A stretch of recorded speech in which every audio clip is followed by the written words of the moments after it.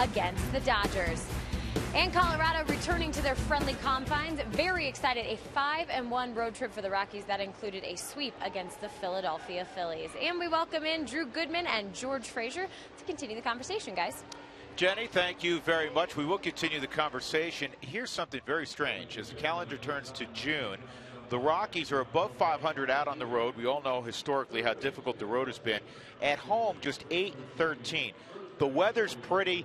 Now it's time to turn that around. Yeah, I would agree with you on that. And I think, too, that they've had success against Kershaw. The Dodgers, though, have won at this ballpark, one of 4 ball clubs that have winning records here at this ballpark. So that's got to change also. And you got to change with what you're doing inside the division. You got to win within the division. They haven't done that yet. They played great against the Central, the East, but they have not played well against the American League 0-2 and then in the National League West. Well, let's talk about the starting pitchers tonight. You mentioned Clayton Kershaw going 4-time ERA champ in all of baseball. That's never been done before.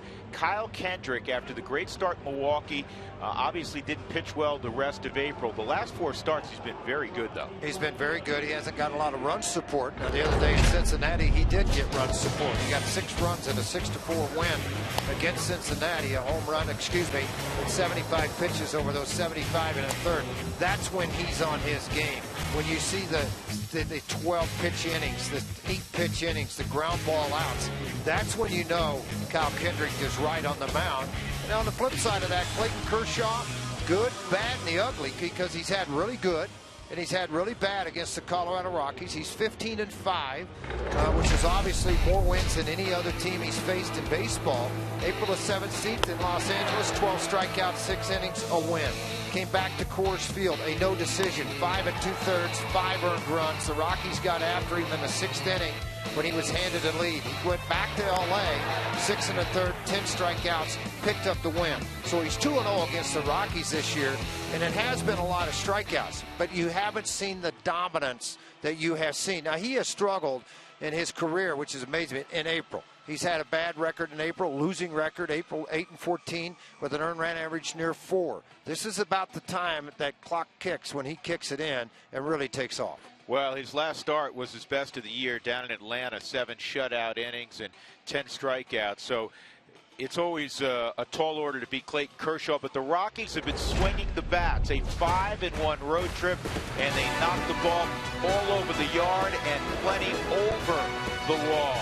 They look to keep it going at 20th and Blake. Rockies, Dodgers, come on back with us.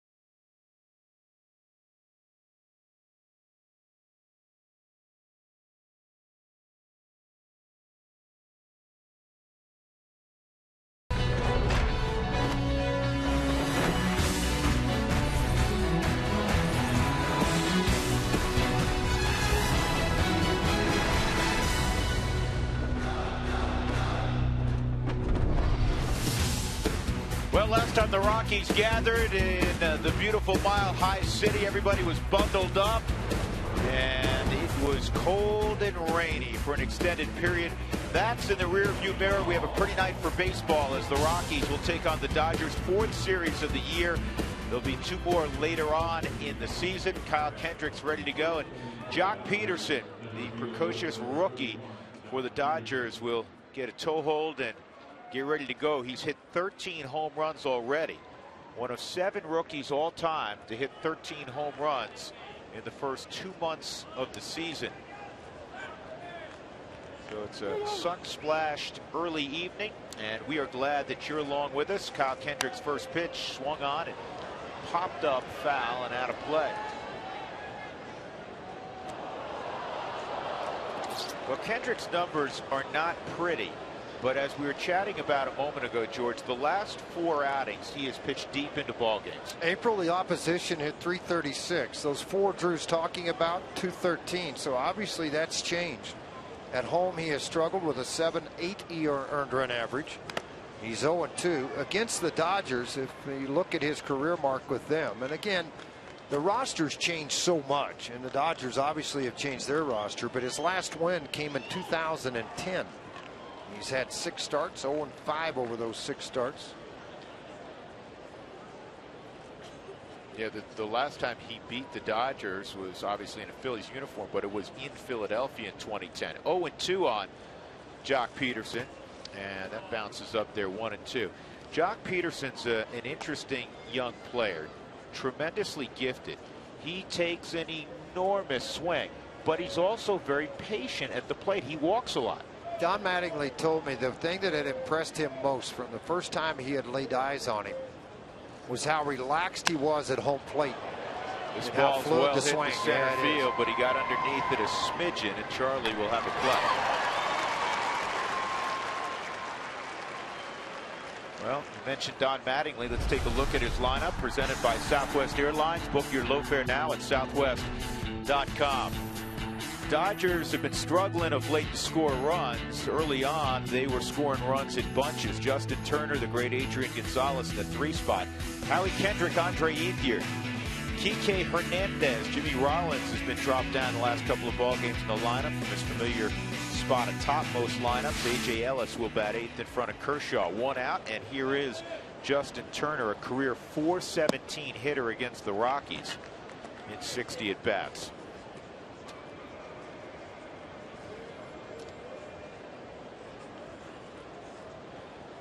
This season, 5 home runs, 19 RBIs, and with the trade of Juan Uribe, I can see Turner getting a lot more playing time at third base for their ball club. It opens up more opportunities, certainly for Justin Turner and also Alex Guerrero. Been playing Guerrero quite a bit left field. Puig ran some sprints today, and they think later on this week he'll probably go out on a rehab assignment. He's been out for a while with a hamstring. On the ground to Nolan. For a second, I thought he was going to run it all the way over there, George. 2 outs.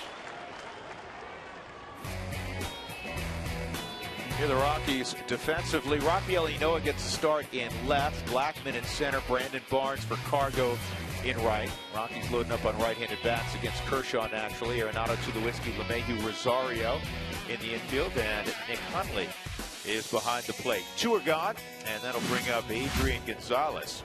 Not such a dramatic shift as you've normally seen against Adrian Gonzalez. Tulowitzki's still on the left side. Adrian's number is still terrific. 324, 10 home runs, 35 RBIs, but he's cooled off quite a bit. The last 14 games, just a 208 average and only 3 ribbies. It's always been hard to keep him quiet. And look at this. This is how good of a hitter he is and how well he has gone most of this year. The red represents all the quadrants he's hitting above the league average. Plus 133, plus 60, plus 2+. This is toward the gap in right center field. And it's going to be a double for Adrian with 2 outs. The point being, there was only one quadrant where he was actually hitting below the league average. Yeah, and you know what? I think Kendrick threw it there also. So maybe that average is going to jump a little bit. That was that middle up pitch. And it's more on the downside of that quadrant of what Drew was talking about. They just take the outside fastball. It hits it into right center field, and it's off to the races for Barnes and Blackmon. 18th double, which leads the National League for Adrian Gonzalez. Howie Kendrick with 2 outs.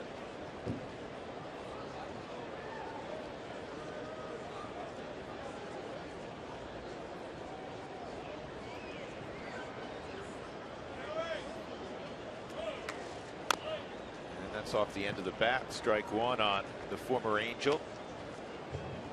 The Dodgers have won 7 of the first 9 against the Rockies this year. This is now a 4-game set because of the rain out earlier this season. Again, a day-night doubleheader tomorrow, and on television in the afternoon. We'll pick up in the evening, and then a Wednesday evening game as well.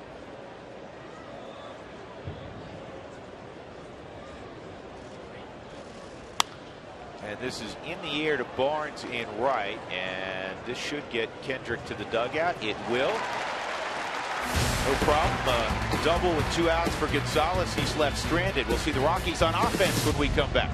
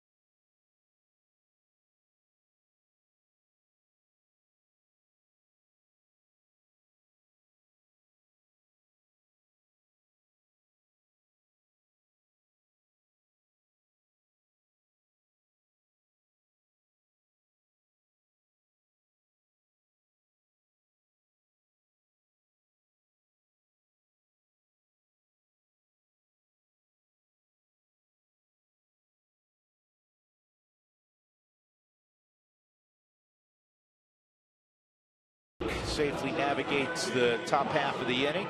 Charlie Blackmon ready to go against Clayton Kershaw. Blackmon, the only left-handed bat in the lineup for Walt Weiss. Here's his Southwest starting 9. DJ's getting more and more opportunities with the way he's hit to hit near the top of the lineup. He's in the 2 spot. Then Tulowitzki, Arenado, who had a gorgeous week. Willeen Rosario, Nick Hundley, Brandon Barnes, Rafael Noah, and then Kyle Kendrick. For Kershaw, it'll be his 11th start of the year. On Kershaw-like numbers, at least record and ERA-wise. Nobody should apologize for a 386, but this is Clayton Kershaw. It is Clayton Kershaw. The strikeouts are still there. 83, the walks at 16. The one thing that has not shown up, the 6 home runs allowed this year. Think about it, folks. All of last year, he only allowed 9 home runs. He's allowed 6 already this season. Yeah, and that kind of jumps out at you when you're looking at all the numbers surrounding Kershaw. For a guy also, if you think about this, averaging less than a half of a home run per 9 innings pitched in his career, which is the best among all active pitchers. And you've had to throw 750 innings to get into that category. 2-0 on Blackmon. And Charlie hits his ball to center field pretty deep, but Pederson has a beat on it, and he makes the catch, 1 out.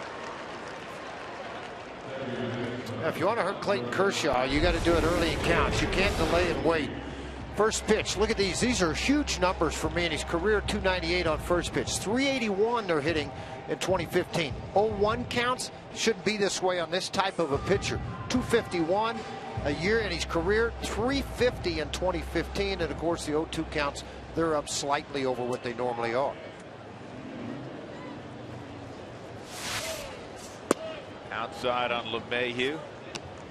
If you're wondering about most wins against the Rockies in their career, Randy Johnson 19-8, Matt Cain 17-8, Greg Maddux 16-8, Kershaw is fourth on the list at 15-5, and the one with the best winning percentage against the Rockies in their career, Brad Penny, at 14-3. Well, this is setting up to be that season for Kershaw against the Rockies. There's that great curveball of his. Like Penny had one year where every series he faced the Rockies, he had 6 starts against the Rockies. This is the 4th series the Dodgers have taken on Colorado. He has 4 starts. Greinke will go tomorrow night. He's shown up virtually every series also. And think about this, the most starts in a season versus the Rockies, it's happened 6 times. That 6, excuse me, is the most ever in a single season. It happened 18 times. Lincecum a couple of times. Maddux, Peavy, Clayton Richards, Jason Schmidt, Edison Volquez, and Brandon Webb. All guys within the division. 1-2 on LeMahieu.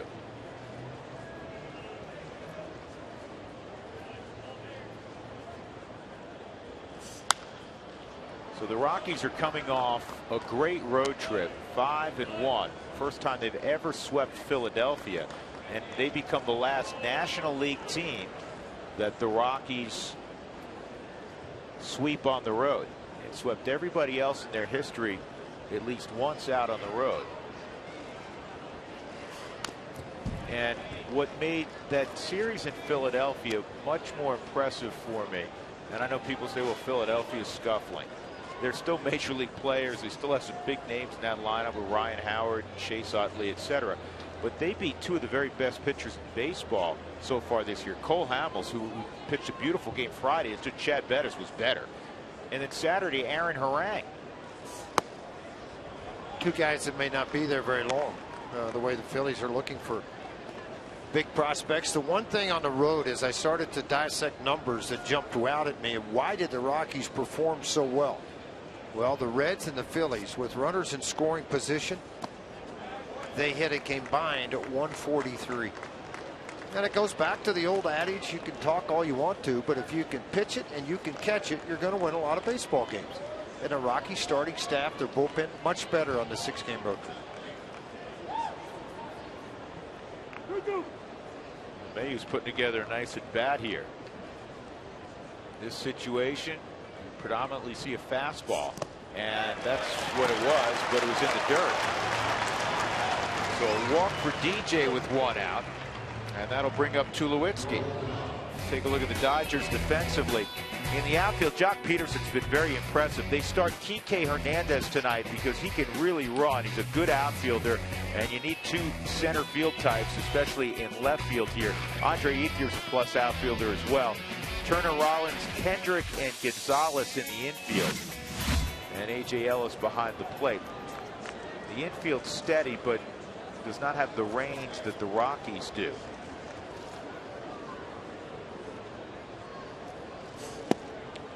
Outside on Troy. Did he ever break out on Friday? A pair of solo home runs against Cole Hamels.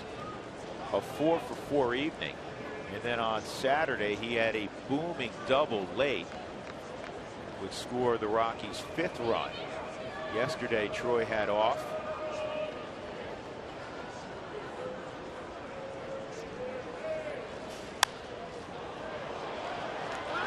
Yeah, this is one of those, I got it, I hope somebody else calls me off. That thing was hit a mile in the air. Adrian able to make the play.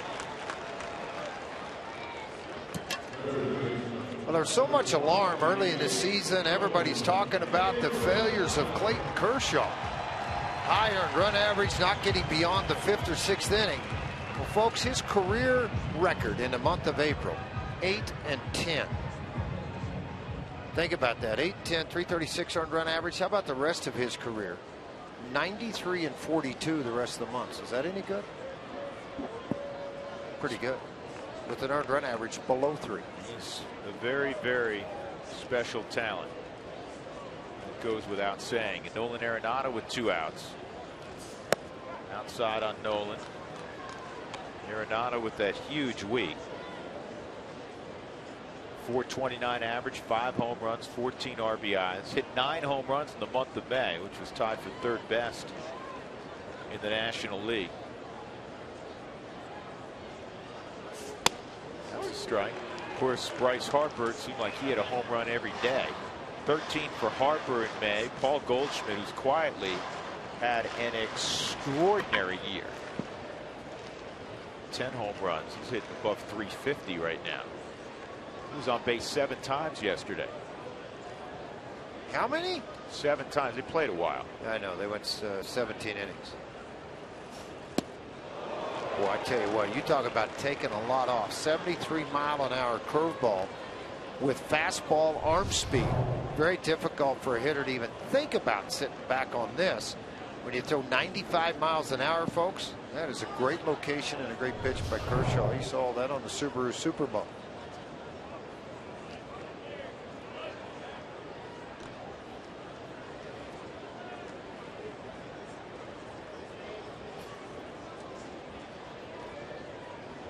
.78 our game time temperature. 2 outs. LeMahieu leads off first. 1-2 on Nolan Arenado. There goes DJ, and it's a ground ball to 3rd. And Turner has a low throw and a good pickup by Adrian Gonzalez. Part of that may have been the sunlight too, man. They used to plan the low throws, get it elevated, it goes away.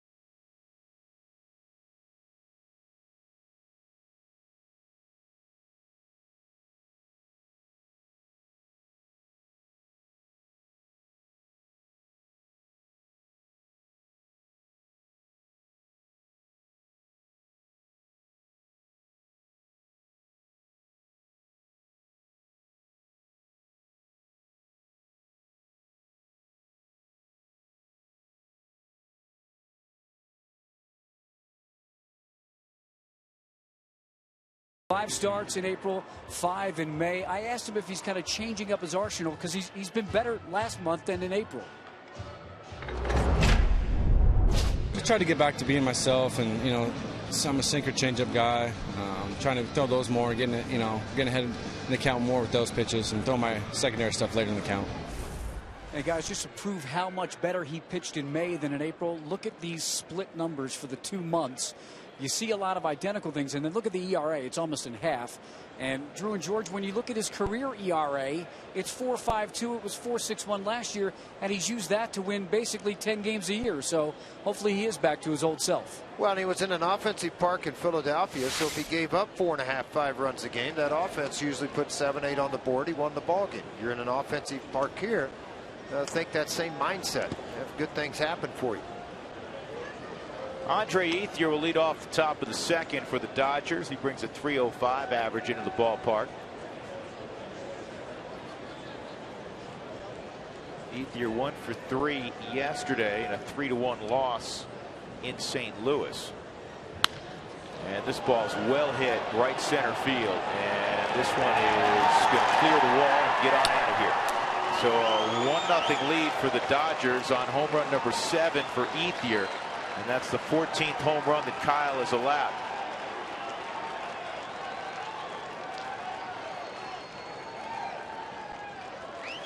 Most sinker ball guys, if you try to get the ball inside to a left-hander, it runs back to the middle.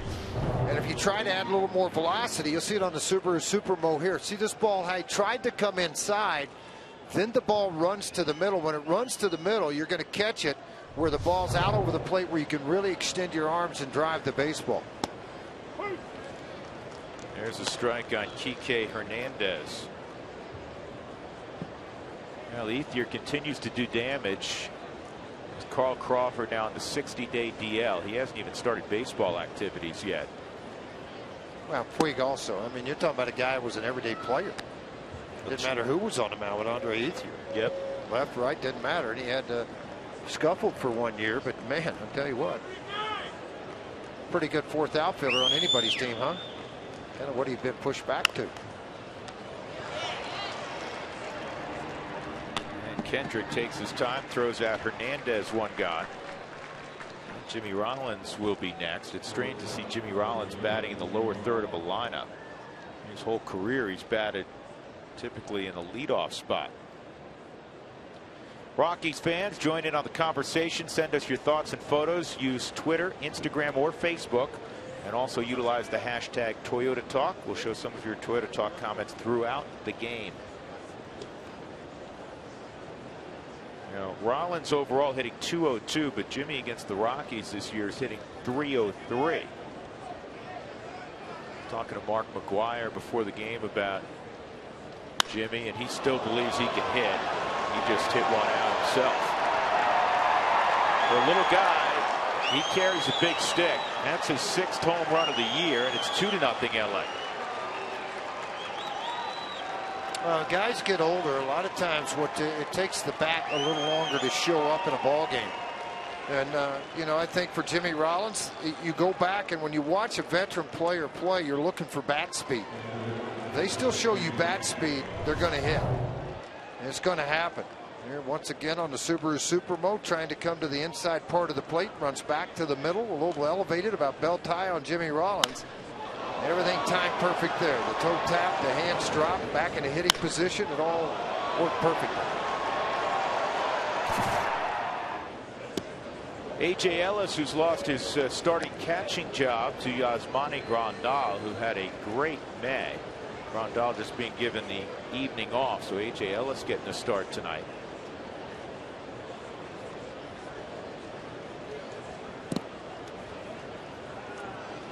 His career home run number 222. We were chatting about that story I've told in the past about Rollins. He was so small in high school, but he was very well thought of, and the Philadelphia area scout wanted one of their national cross-checkers to see him. So he lied to him about how big he was. Said he was 5'9". Jimmy'd have to get in high heels to be 5'9". He was Altuve before Altuve. Yep.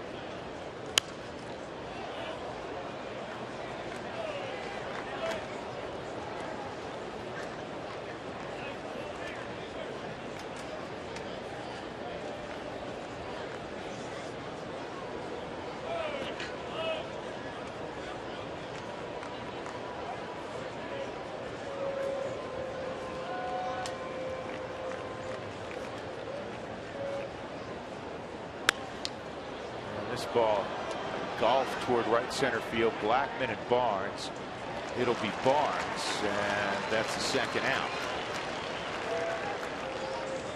Well, yeah, unfortunately, a couple of days ago, David Dahl, one of the top prospects for the Rockies, former #1 first draft pick, scheduled to have surgery today to remove his spleen. Hoped to return in 4 to 6 weeks. Could resume. Earlier, they didn't think he would be back at all without this surgery. It was his choice. He chose to do this. He was injured in that ball game on Thursday when he collided with a teammate in left field on a fly ball. So all best wishes to David Dahl, and speedy recovery, and can't wait to see you back in a Rockies uniform.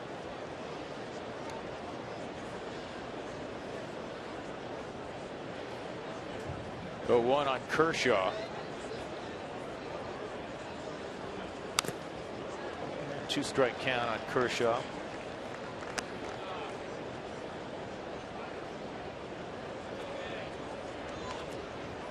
Two for 23 this year.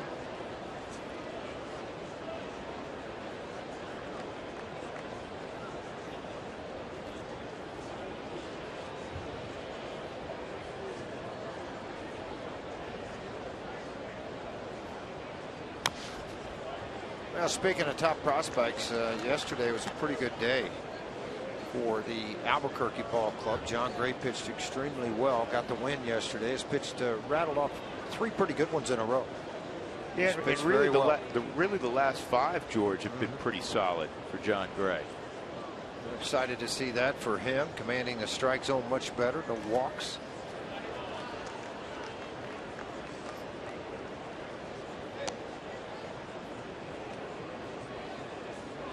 I don't know how many people at home follow the scores and box scores every day the way Drew and I do, but along with Doug Marino. Rockies recently signed Boone Whitting. He was drafted by the Cardinals, been in AAA for the last 3 or 4 years. I watched him in college. Pretty impressive. He's the kind of guy that sinks the ball. He's got a good changeup, good curveball mix.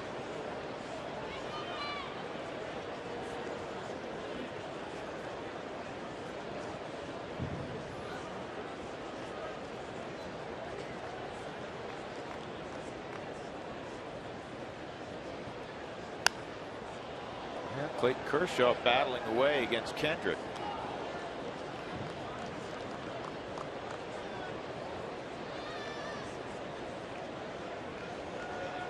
Dodgers up 2-0. Pair of solo home runs this inning. Ethier and Rollins.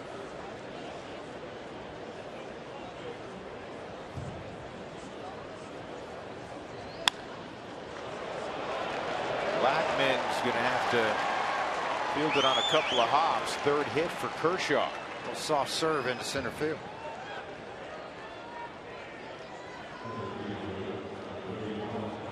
Now you got to bear down. You have a legitimate hitter coming up in Joc Pederson. Well, I couldn't get him to chase on a breaking ball. Ends up flaring one out into center field.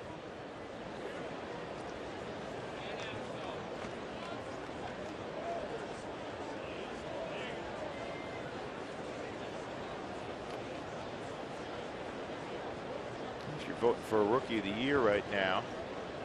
This got to be it. He leads in virtually every offensive category among rookies. First in homers, runs, total bases, walks. We've had this talk before on television, but I think pitchers are also included in that. I think it should be 2 separate categories for me. Yeah, you're not alone in that thought process.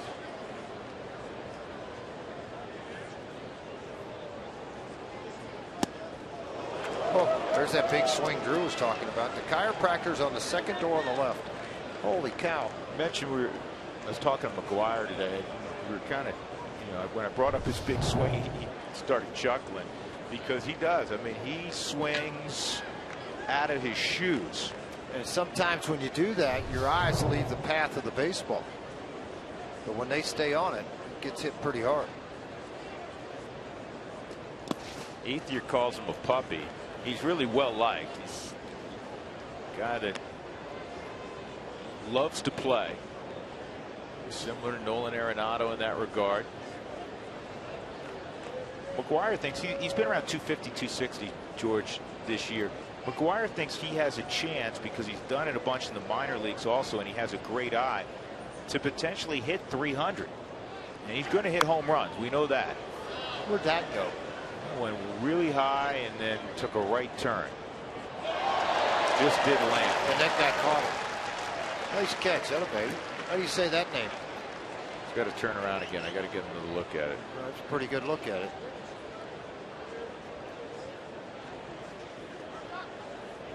He should go around with a collection and get everybody's hands that he just saved to the top of their heads.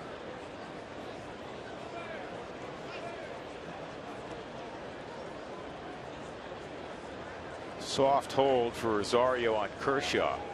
2-2 on Pederson, 3 on the right side. High and away, 3-2. There was a guy with this stance, and I'm going to bring him up, and you guys may not remember. Mickey Tettleton. Kind of stand straight up, lock knees, hands up high. His feet were really close together.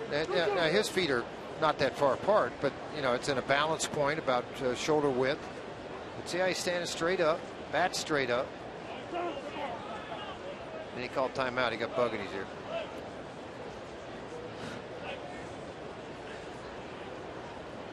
Who was it that had to lead the game when a moth went in his ear?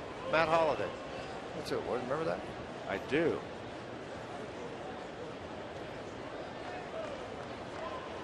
Kershaw will be moving. Here's the 3-2. And it's a swinging strikeout. In the inning, home run from Ethier, home run from Rollins, and the Dodgers have a 2-0 lead.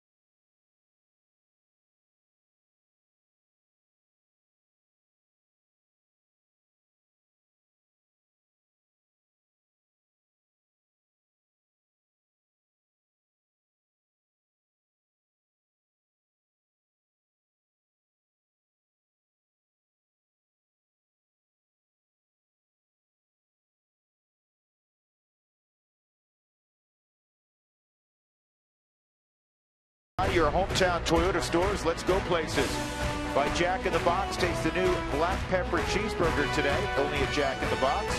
And by Southwest Airlines. Book your low fare now at southwest.com. So the Rockies have to play from behind against a guy who gives up runs begrudgingly, Clayton Kershaw. They're down 2-0. They're the home run guys. First it was Ethier and then Jimmy Rollins. Willeen Rosario for the Rockies, batting 5th this evening. Then Nick Hundley and Brandon Barnes. Willeen hitting .370 this year against left-handed pitching, which is pretty consistent with what he's done in his career. Not quite .370, but he's hit well over .300 in his career against lefties. Kershaw not only has a curveball he'll throw in any count, he gets more break on his curveball than virtually anybody in baseball. Doesn't try to overthrow it. Make sure he keeps his fingers on top of it. He just tries to have very quick arm speed, but because he puts the ball so far back in his hand, it creates enough friction against the ball that it's hard to throw it with velocity. 0-2. And on a curveball, he strikes out Rosario. Well, let's take a look at Clayton Kershaw's arsenal that he likes to use in a ball game. Predominantly, it's going to be the fastball. He'll use it 57% of the time. Slider, back foot, typically to right-handers. And we have seen more curveballs early on in this game, but he's so far on the year just 15%. And you know what? If you don't need to change, why use it? He's got 3 pretty good plus pitches above that. The change being his 4th best, and he's not going to get beat with his 4th best pitch. But when he gets to 2 strikes, that's when that curveball shows up about 27% of the time. And it just did there on an 0-2 delivery.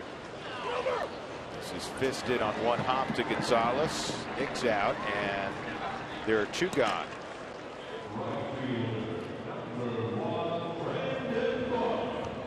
Brandon Barnes had to come in the ball game yesterday, a game that he didn't start initially. Ben Paulson played 2.5 innings and then had to leave with a migraine headache. I talked to Ben around the batting cage today, and he gets them every once in a while, and they come on pretty quickly. Well, the bad part is the humidity affects a lot of that. Yeah, he has their balls ripped to left, base hit for Barnes. Pretty good play out there by Hernandez. That's why he's in there defensively. He kept that from going to the wall and keeps Barnes from reaching second base. But anyhow, he's doing much better today. He feels fine. He has medication that he takes and cleared it up fairly quickly. Subaru Super Mo trying to run that fastball to the inner half. It is elevated and swung on very well by Brandon Barnes. The toe tap upright stance at home plate on a high pitch becomes very hittable to him. Nice job of Hernandez hustling on the Subaru Super Mo. Get in position to catch that baseball and keep Barnes at first. Rafael Noah. Noah's batting .300 this year against lefties. A really good job as a pinch hitter.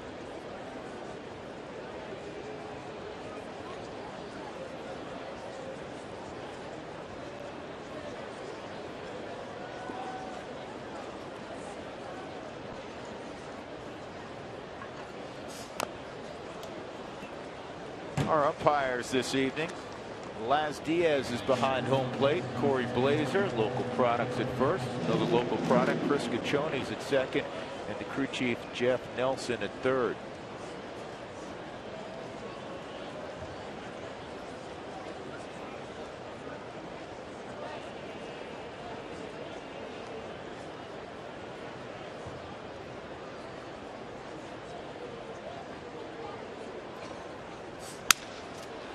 Broken bat roller to third. Turner has got it. Again, he throws it low, and I think he's doing that with the sun intentionally. And Adrian Gonzalez has great hands. 2-0 LA.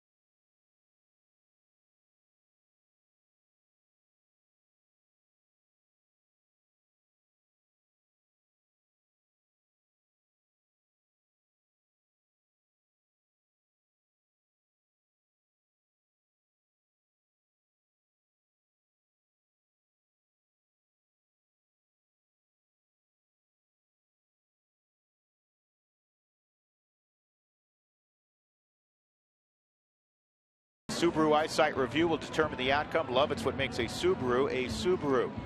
Walt Weiss, Don Mattingly looking on. Two guys whose careers paralleled each other somewhat. Donnie got going a little earlier than Walt. A couple years on Walt. Donnie's new daddy now. You know that, right? 5-month-old. Yeah, his oldest son is playing basketball at Lamar, Preston. Yeah, and there's a great example. We didn't catch it on camera. I was just watching of how bad the sun is. Nolan literally threw the ball after it went around the infield from about 15 feet away, just lobbing it toward Kendrick, and Kendrick had to duck and get out of the way because he was looking right in the sun, couldn't see it.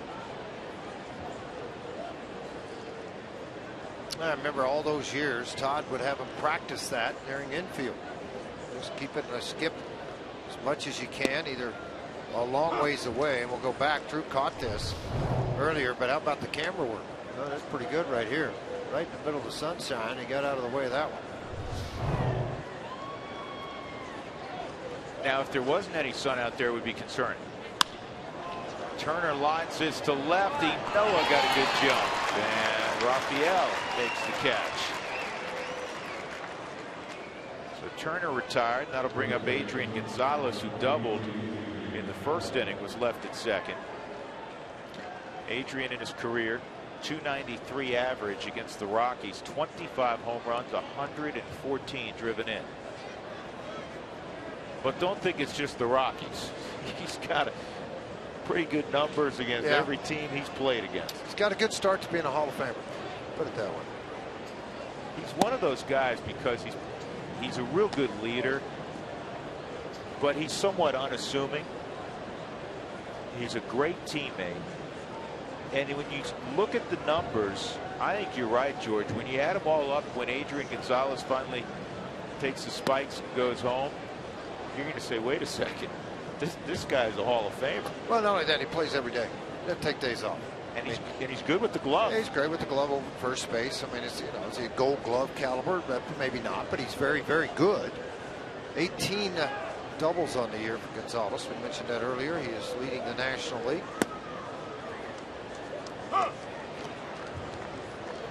See, I'm checking to see. I think he's won a Gold Glove. Did he? His career numbers: 293, 272 homers. Here they are on the screen. Just went over 1,000 ribbies. He's won 4 Gold Gloves. I knew he'd won Gold Gloves. Yeah, there you go. And he just keeps hitting line drives. That one throws Barnes. Didn't see it. I really don't think so. And I talked to Charlie Blackmon one day, and I've talked to Carlos about it. When a ball gets in flight, if it's a low line drive, it catches the marquees over here, the lights right above the third base dugout. And as that ball got out there, you see Barnes kind of froze, locked, and then came up and tried to come up to it. But at no point, I don't think he saw the side of the baseball. Howie Kendrick. A fly ball to Barnes to end the first inning.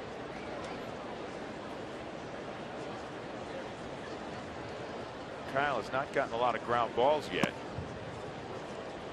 Something he's done more of the last 4 outings. His ground ball percent at 42% is the lowest of his career. By comparison, 2 years ago, batted balls in play, 51% were on the ground.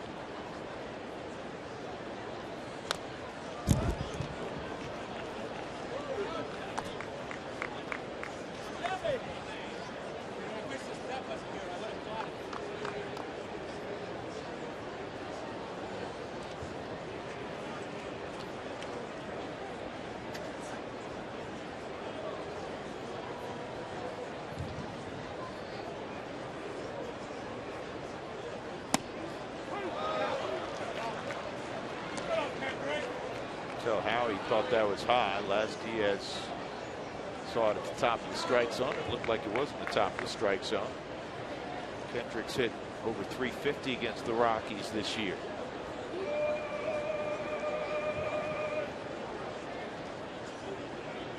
It's the 1-2. And a line shot, glove, chance for 2, and LeMahieu doubles off Adrian Gonzalez. So there was a hit, nobody left.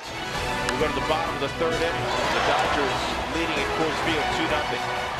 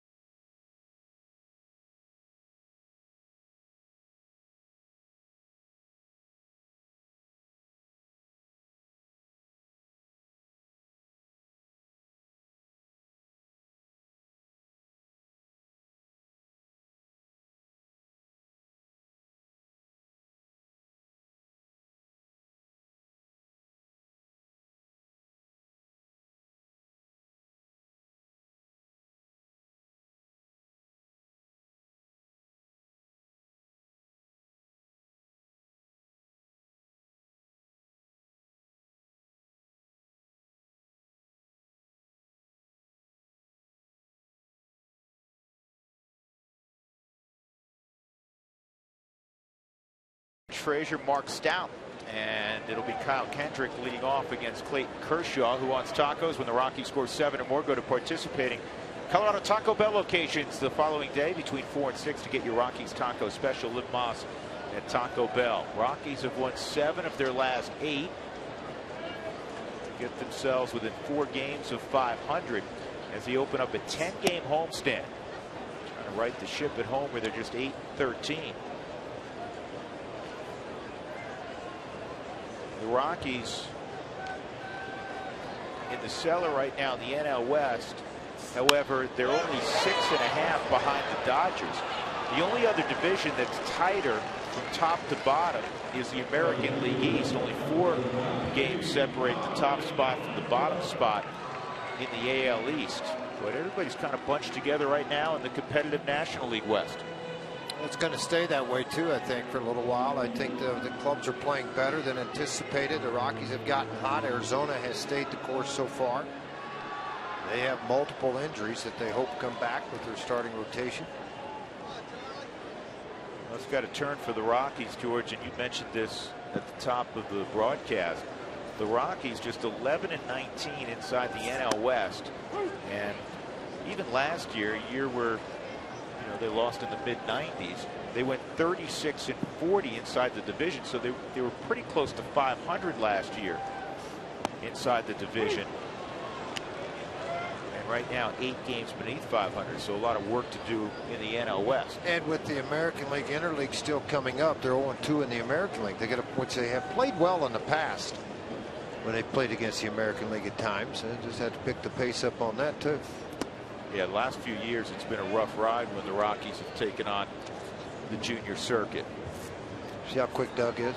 Yeah, see that? They're 14-43 the last 3+ years against the American League. But you're right, a few years ago, they, along with the Mets, were the best teams in the National League taking on the American League. Go back and look at 07-09. I think they were pretty good against the American League. Side. 2 balls, 2 strikes on Blackman. Hit a fly ball to fairly deep center field his first time up. Dodgers don't shift much. Playing it straight up in the infield and the outfield.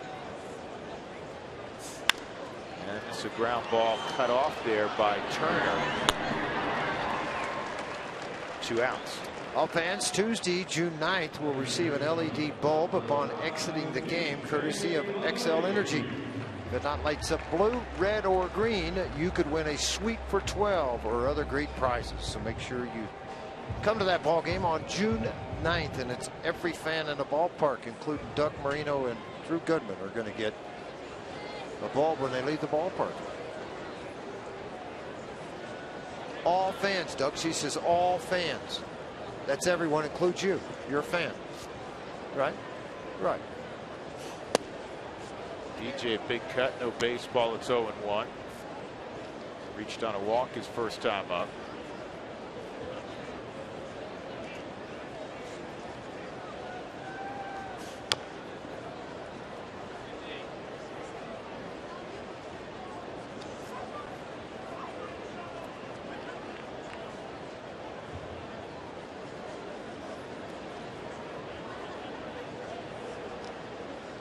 Curveball count here. Rockies have 1 hit. It was a 2-out line single to left last inning by Barnes. And it's the curveball, and Mayhew held up.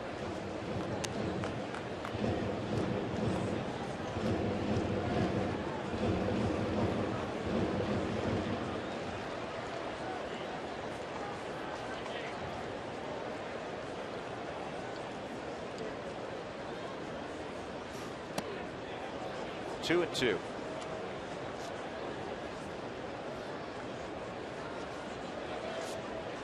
So here's the pitch probability. 2-2 count. Historically, Kershaw against LeMahieu, 60% of the time he throws a slider.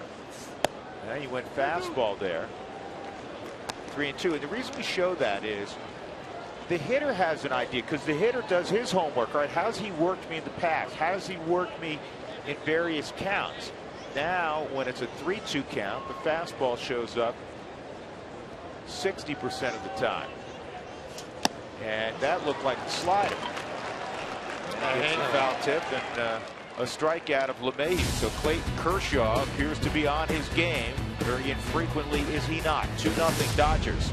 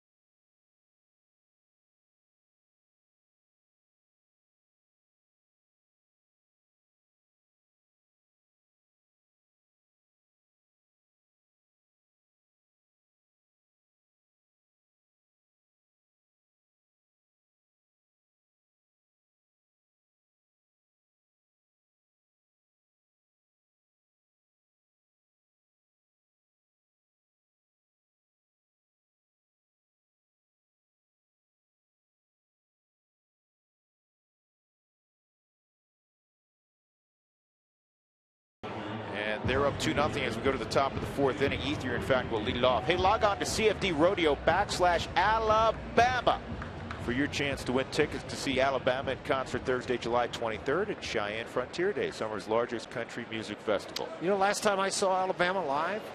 I don't know. 1985 in Chicago. When you were playing for the With Cubbies? Rick Sutcliffe and I, Dennis Eckersley, and Country Joe West, the home plate umpire that day for Sutcliffe. We went to the concert. No wonder Sut threw a shutout. I don't know what happened there. Did you ever see Chicago in concert when you played for the Cubs? No, they were always doing stuff when we were gone. I saw Chicago at Red Rocks this past fall. Love the horns. Were you there too, Doug? Love the horns. And you know who else was there with Chicago? REO Speedwagon. The last time this guy, the last time this guy put the Dodgers on the board with a deep drive to right field.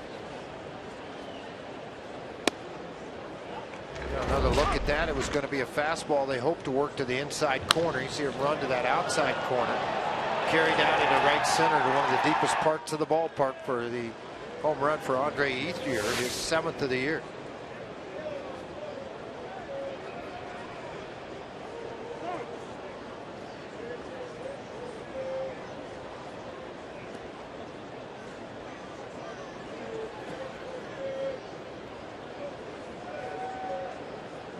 One strike on Ethier, the Arizona State product.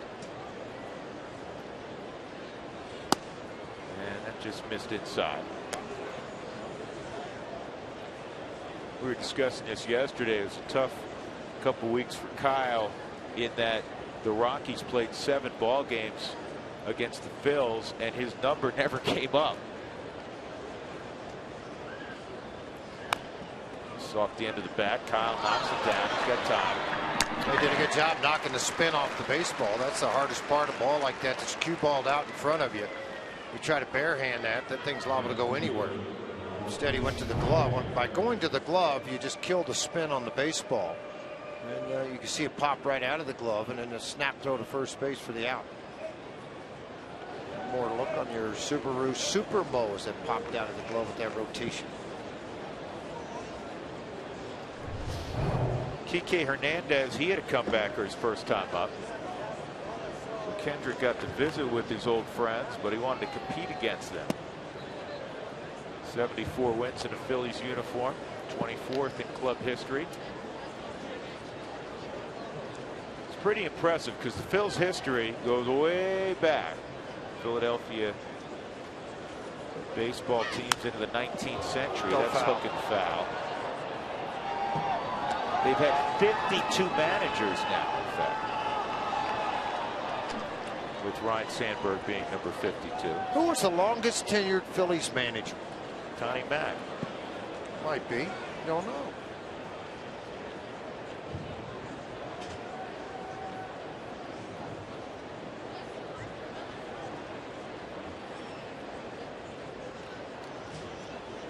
Does that count? I mean, he managed the A's, right? Does that count, Dougie? It doesn't. Dougie's not. Dougie's saying that doesn't count. Dougie counts.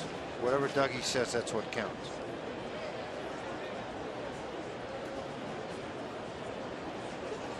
One and two on Hernandez.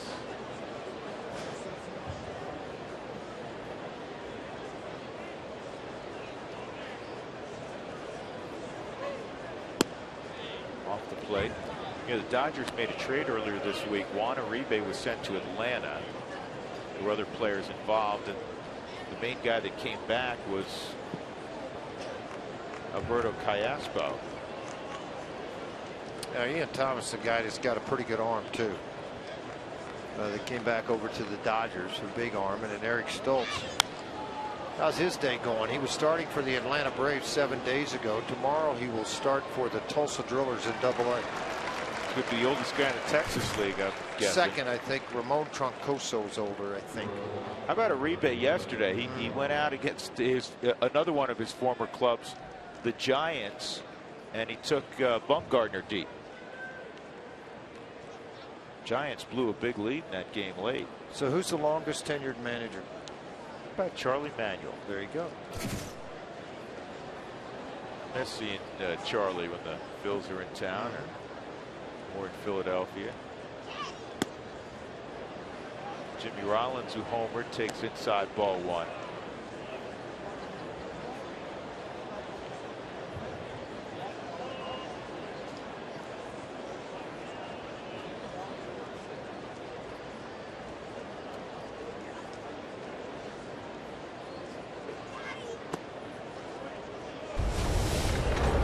This was kind of flipped the dugouts around at Dodger Stadium the other day. So he's wearing an Atlanta uniform. He got a standing ovation from the Dodger crowd. That was a nice touch.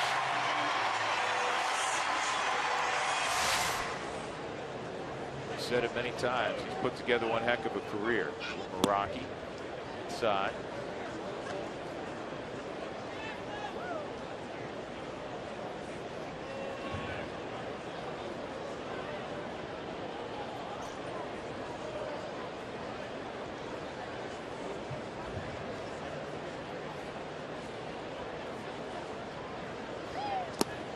Ball four. You know, Doug just handed me the goofiest note. Periodically, he'll do this because, you know, sometimes the elevator. Because you're a little goofy is what we're trying to tell you. Go ahead. I can be goofy, but I mean, the elevator's not always going to the top floor with Marino.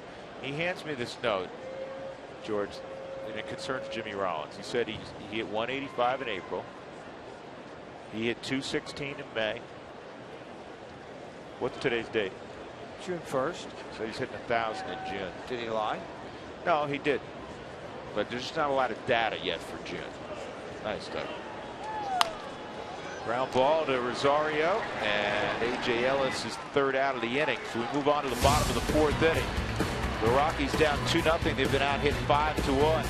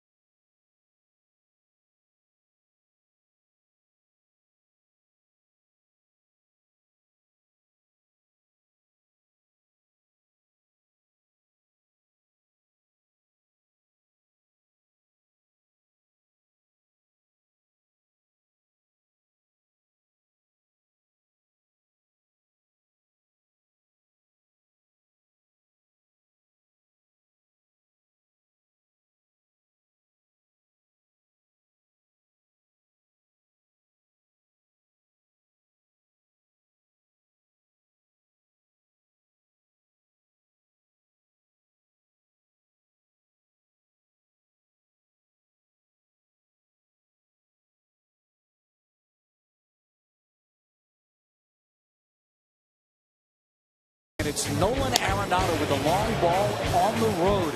Hit a couple of homers in Cincinnati. One was a big 3-run homer in the first inning in the Wednesday day game, and he also went deep in Philadelphia. The Mako big hits, and Nolan Arenado has been doing this as a regular thing this year. He leads the team in homers with 12. And when you look at his splits, and when we talk about splits, his splits are home and road numbers. On the road, he's got 10 home runs and 2 at home. And George, I asked him today about the splits, and he said, you know what, I don't really care about it. I know that last year it was opposite to this year. He said, you know, all I want to do is help the team win games, hit the ball hard and win games. And even Walt was asked today about the team's record, having won 5 of the last 6 on that trip. And he said, you know what, I don't really know what our record is. I just try to get to the park now. It's still early. It's June 1st and win games. There you see some of the splits for Nolan. Splits mean you split it in the middle, home and away. And it's just been different this year for him. That's all. He's hitting in this inning. Well, it's been different for the Rockies. Right. They won only 21 games away from home last year, and they're 14-13 on the road so far this year. They're going to win at home. They traditionally have. Even last year, such a difficult season, they won 45 games at home. And you know, if they get close anywhere in that 50 game, you know, wins at home region, this is a base hit for Tulo, then you're going to see a club that I think is going to be in contention, serious contention, very late in the season. Rockies' second hit. You know, one other follow-up to what Mark was talking about. Walt, you know, said, and I believe him, that he doesn't look at the standings, that he doesn't worry about what the record is.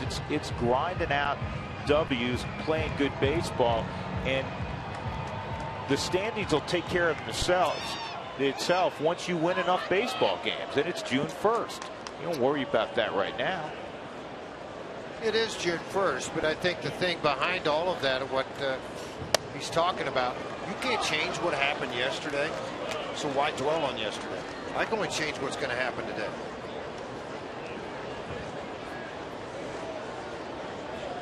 Most home runs hit in the month of May.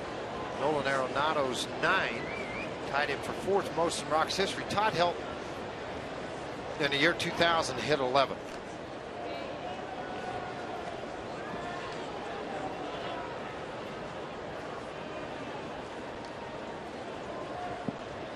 Arenado leading the club with 12 home runs.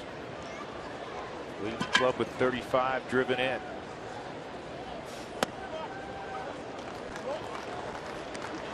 Two-0 count to work with.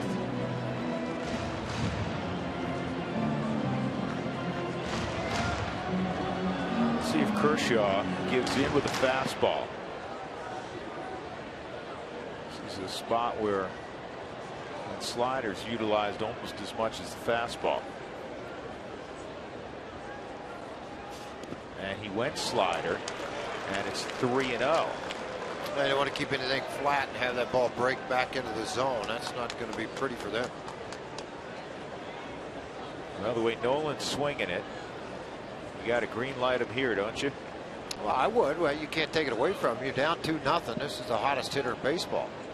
You know, one of the top 5, so why take the bat out of his hand on a 3-0 count when you might get a cookie cutter fastball and make him pay for it?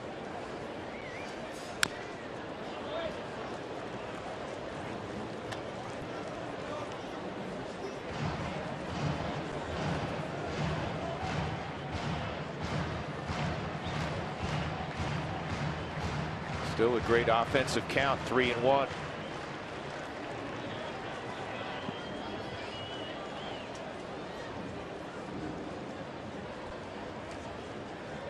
Nobody out. Tulo leading off first.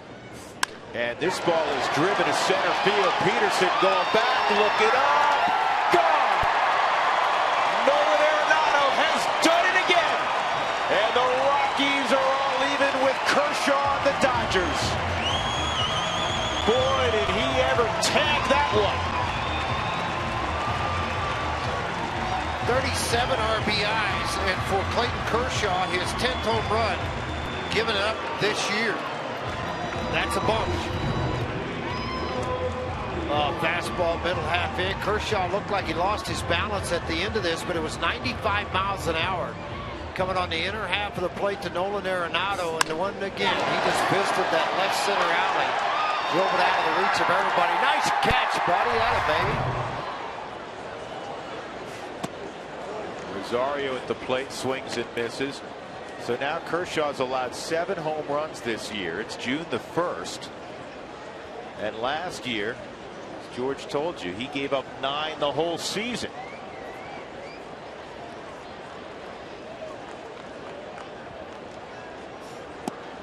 Boy, that ball was absolutely belted.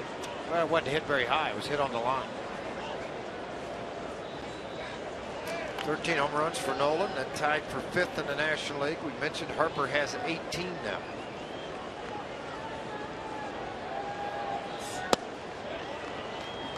Well, another look at this pitch offered by Clayton Kershaw to Nolan Arenado on the Subaru Supermo. We're talking about keeping your head on the baseball, staying down, driving it. You know who knew it sooner than anyone? Tulowitzki. He went into his jog about halfway to second.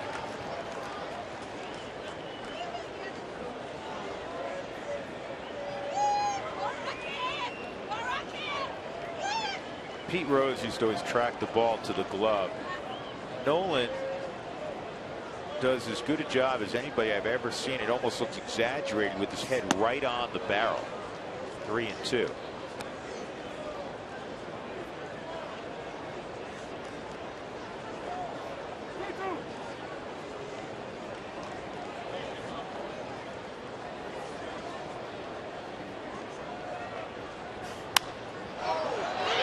Pop shallow center. This is a long run for Pederson, and he'll get there. That's the first out of the inning. That is what we're talking about, coming at it directly by Nolan. You can just see the concentration straight down on the baseball. I mean, there's nothing chasing away from it. Even after the ball meets the bat and goes away, the head stays down. Almost like a golfer, George, keeping their head down, you know, when you're chipping the ball. A little easier. Well, you have a tough time with that. A little easier for the golfer. That ball's not moving at 95 like that was to Nolan. There's Pederson again, cutting in front of Ethier. 2 outs. Hundley's retired. 2 gone. Brandon Barnes will come up.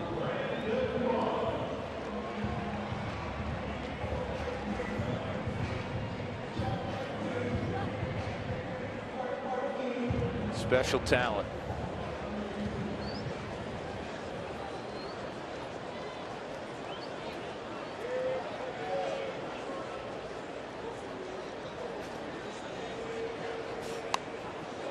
Barnes trying to bunt his way out, fouled it off. Barnes had come in 0 for 8 in his career against Kershaw.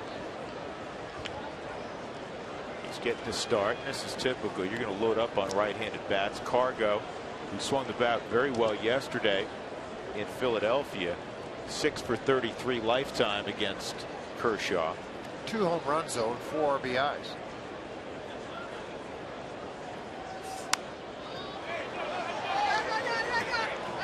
Kershaw saying, "I got it," and he makes the catch.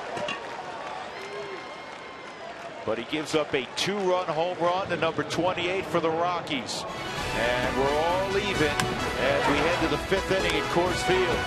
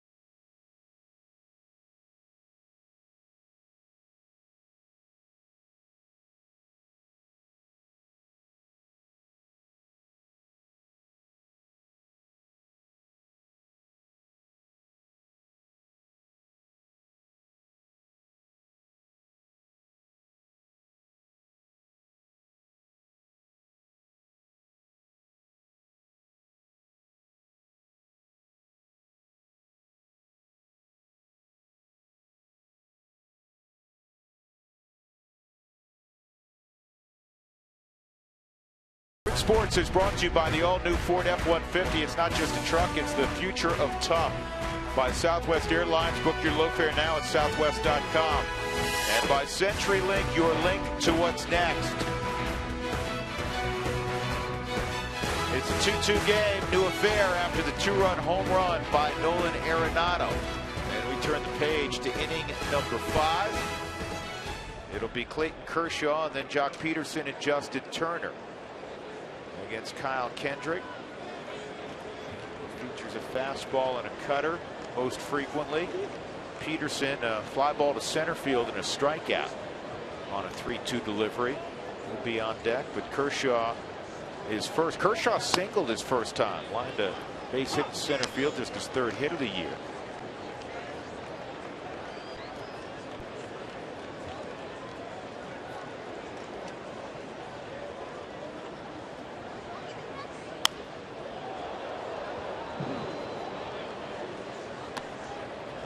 Did you see that double yesterday, George, that Bartolo Colon hit that would have been an inside the park home run for any other kid over 12 years old? Or under 300 pounds. Bartolo shut it down at second, and the ball hadn't even been picked up yet. Well, I mean, you know, he got tired. He's 40 years old. Give him a break. He won again. He's 8-3. Tell me about it. Most wins in the National League. He can come pitch on my team. I like him.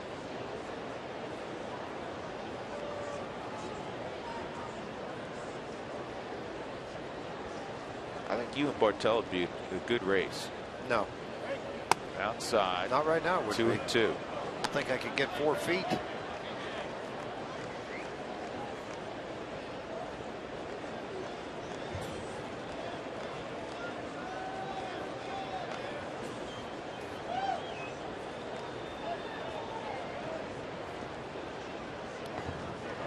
Full on Kershaw.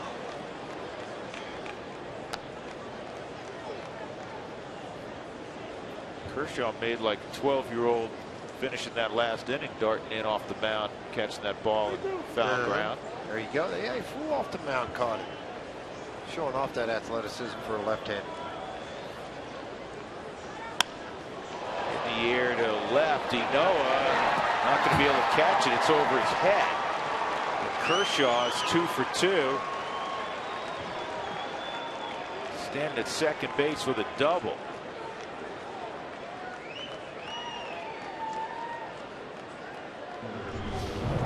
Not bad for a pitcher. How about this, huh? Come in trying to run that sinker down and away, stayed right on it, just slid it out to left field. As a left fielder, normally you don't think a pitcher's going to hit it this far, so you do play a little bit shallow. Well, he one-hopped the wall in left field for a leadoff double here in the 5th. Well, I know that Mark McGwire's probably all happy and giddy in the dugout that he was able to pull that off.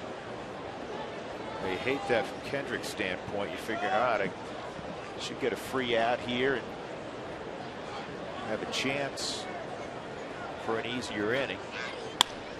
This is right at Tulowitzki, and he's going to go to the bag. He's got a hustle still. How about, hey, I like it. Guccione, that a baby. How did you see that? Play that again. That was beautiful. Yeah, he had to He's get not. down. He has not slid this well since T-ball. I'm telling you right now. Friend Salida or wherever he was at. Let's see what he's doing here. Watch this. Ball comes right at him. Whoop. Tulowitzki's like, I got the play. Oh no! I'll get out of the way. He was involved in that play twice. Nice play by Troy though to get the first out here in the 5th inning.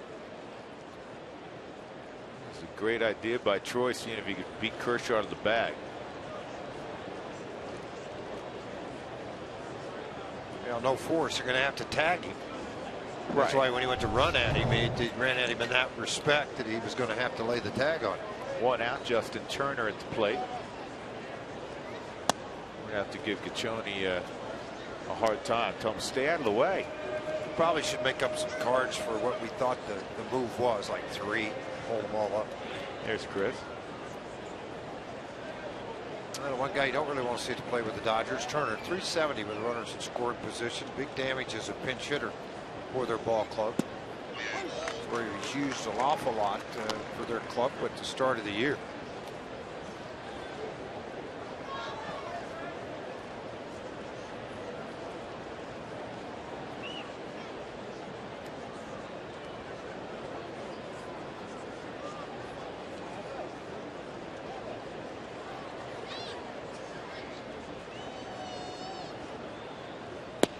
Off the plate, 2-1.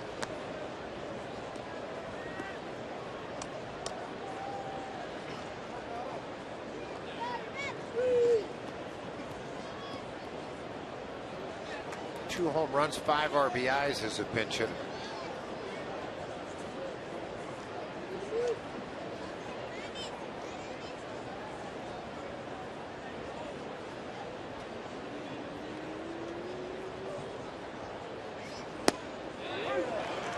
On the pitch, Laz Diaz called a strike. 2-2. And that's what Turner wants to know. Is it on the pitch or on the swing? And I believe the way the umpire, the home plate umpire will point at the hitter if it's on the swing, and he just pumped his arm as if to say it was a strike on the pitch. 2-2, doesn't matter.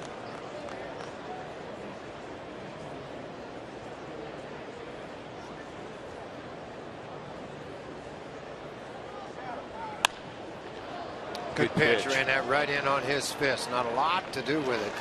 Kershaw set right where he is. Follow the Rockies with MLB.com at bat.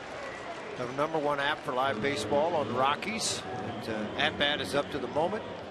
At any moment within a glance, highlights, live look-ins, replay reviews, radio broadcast, statcast, and more. Get MLB.com at bat now.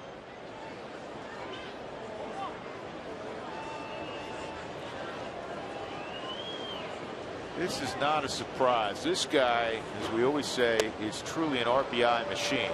It's not like the guy on deck is a vacation in Howie Kendrick. But this is where managers talk about who you will let beat them and who you will refuse to let beat them. And Walt Weiss is basically saying, all right, listen, I've watched this guy for a long time.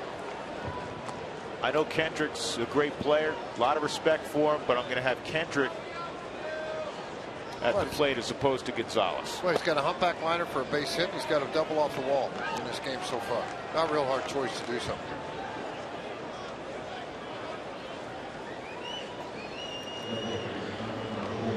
Kyle Kendrick has retired Howie Kendrick twice. Fly ball to right and a line drive to second that turned into a 4-3 double play. So 2 on and 2 outs in the 5th and a 2-2 ball game.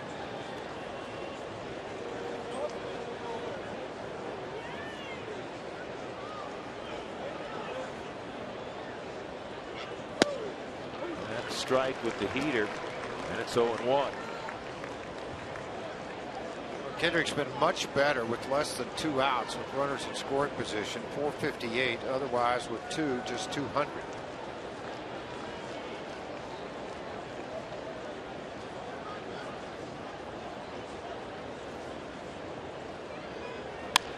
This ball's well hit to right field. Barnes going back, and he'll make the catch in front of the wall. And that'll end the inning. So Kershaw and Gonzalez left on. And it remains 2-2 as we go to the bottom of the 5th.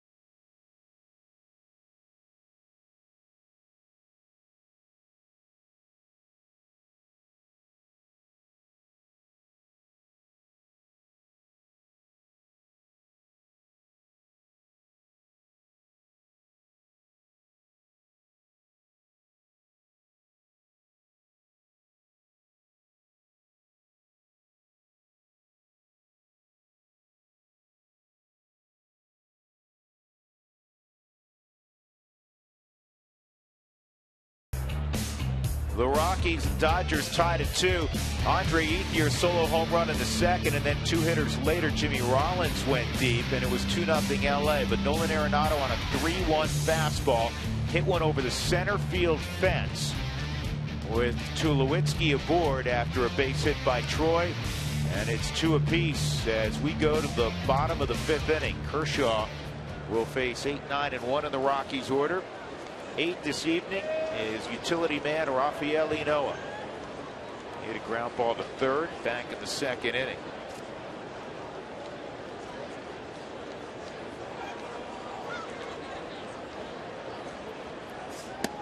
And Rafi takes a strike. Former Dodger farmhand. Never really got an opportunity to move north with the big club.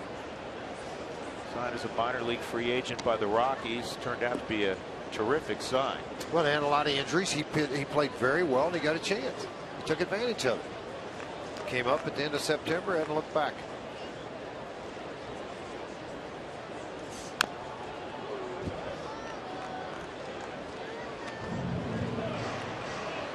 Tell you what, Huey and I were talking about this the other day, George. He's handled himself nicely in the outfield for a guy that's an infielder by trade. Pretty good athlete, good jumps. A lot of that's to credit EY too, with all the hard work he puts in with the outfield. He pulled the string on him with that curveball, and that's strikeout number 3 on the evening. 1 out, and that'll bring up Kendrick. You know, 3 strikeouts. I know he can get them in bunches, but the Rockies they have a good approach with Kershaw tonight, because a lot of times in the 5th inning he's already got 6, 7 strikeouts or more. Well, DJ LeMahieu had a good at bat his first one, and LeMahieu ended up walking after seeing 9 pitches. Battle, foul off an awful lot of pitches. Your first pitch swinging. Jimmy Rollins going to boot it. Wow. Well, he had the luxury of Kendrick running. 2 outs.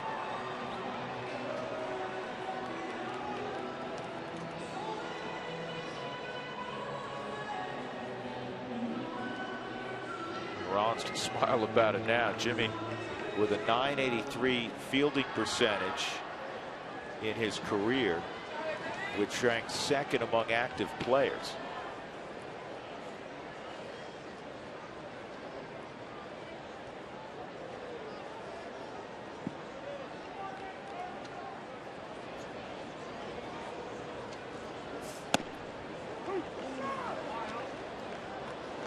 Strike on Charlie, fly ball to center field, and a ground ball to third.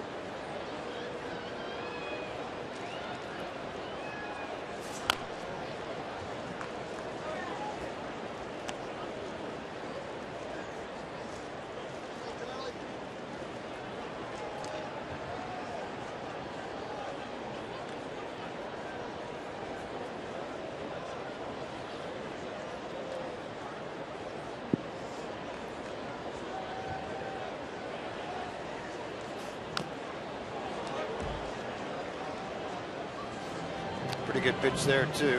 Way out, got Charlie way out in front, but Charlie able to foul the ball off. Now, as you start to peek inside, you see the fastball of what he will do in this situation. Fastball, curveball, slider. Try to get him to chase a fastball. Difficult for left-handers to get up on top of that baseball. Well out of the zone though. Charlie lays off for a 1-2 count. Still got to figure better than a 50-50 situation that he'll spin one here, slider or curveball. And it was a slider. And he strikes out Blackman. So it's a 1-2-3 5th inning for Kershaw. He has 4 strikeouts. It is a 2-2 ball game as we move to the 6th.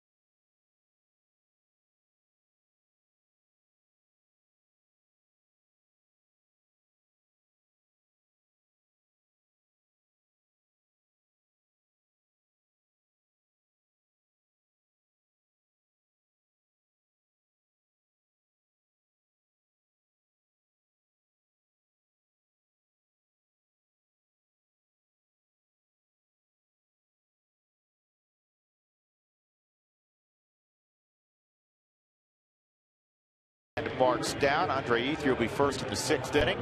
The day after every Rockies victory, get 50% off your online order at Papa John's. The promo code is RocksWin at papajohns.com. That'd be a good time to get a little snack. Rockies winners of 7 of their last 8.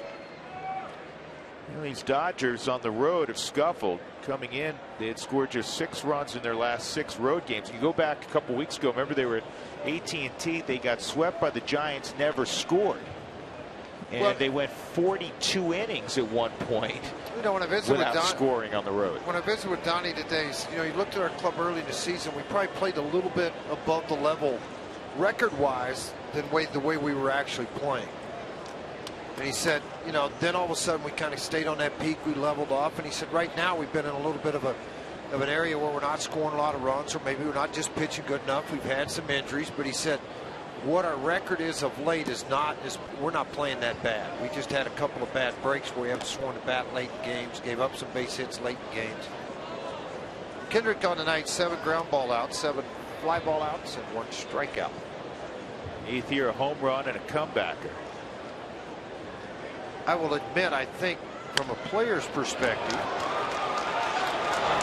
Ethier, why don't you stay home? Why'd you get on the bus? I don't know, but that's in triple territory. Ethier's hunting one right now. Throw by DJ. He's not going to get it.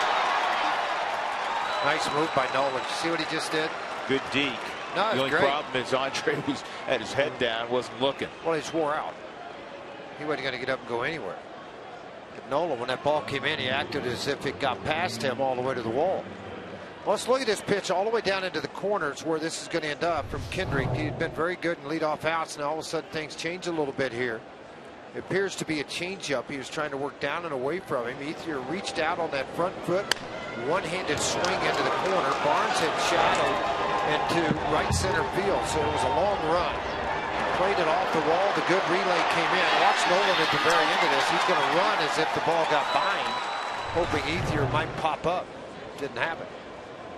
Middle infielders are halfway with Hernandez at the plate. Kike takes ball 1. What I wanted to say a minute ago, I think it helps when you got Don Mattingly managing your team, Walt Weiss managing your team, guys that had long esteemed careers at the big league level that have gone through slumps, have gone through the 0 for 15s. They're not hitting the panic button nearly as much.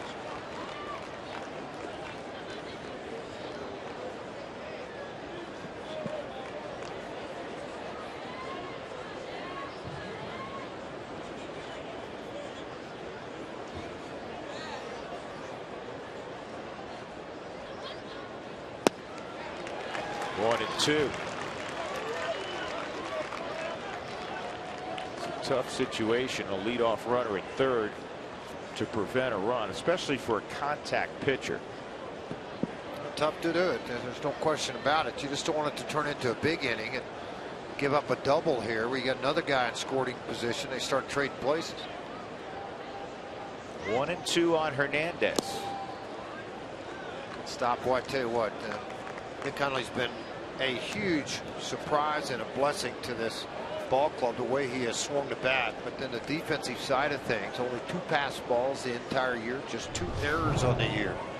A good backhand pick here on a slider that's been overamped by Kendrick. He goes out with a runner at third base and able to confidently catch that baseball. 2-2. That's fouled off out of play.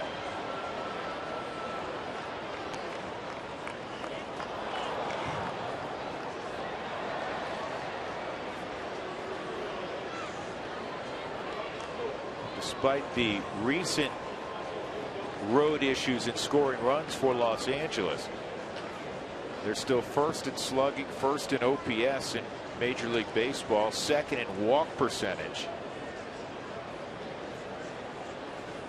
Good offensive team. 2-2. Right back up the middle, and it's going to sneak through.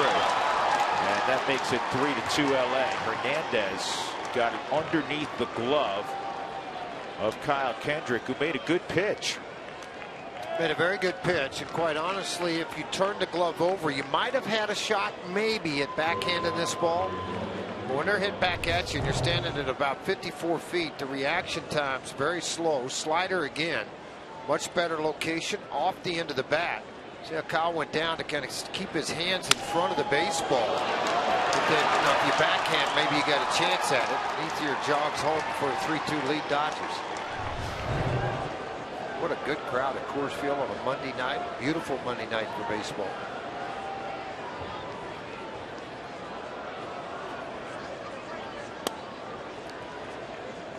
Strike on Jimmy Rollins. So I told that story about Jimmy being, diminutive in high school and going in the second round of the Phillies only after they kind of fudged how tall he was.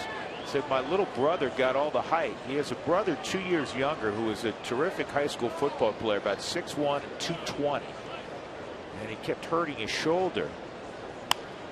This is lobbed into left field, and this is going to drop.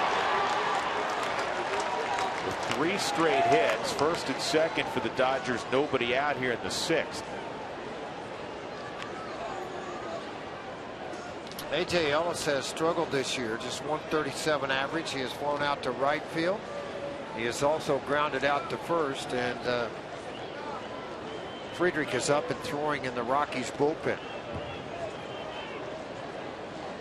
Just to finish that story on Jimmy Rollins, so his brother Antoine, he loved playing football. He really was not into baseball, but he saw that Jimmy got drafted. He said, well, that looks pretty good. He was big and strong. Well, he ends up his senior year getting drafted in the 4th round by the Texas Rangers and played for several years in the Rangers system before getting released. Jimmy said he got all the size. A.J. Ellis 0 for 2.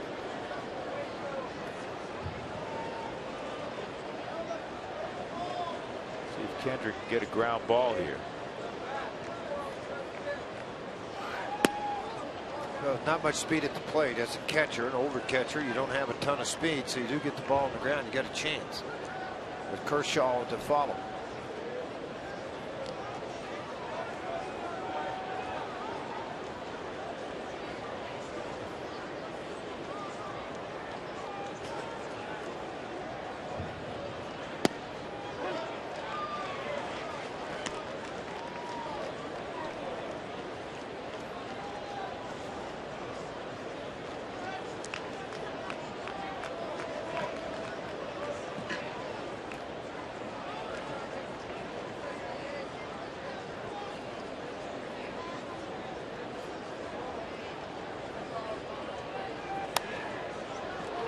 Knuckles is fouled off.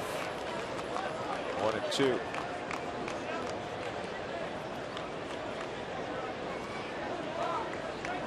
Ellis is just 4 for 35 this year against right-handed pitching.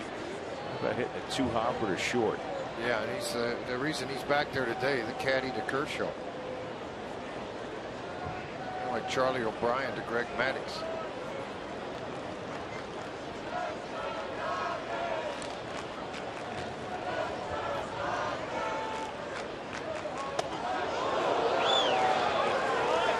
Two and 2.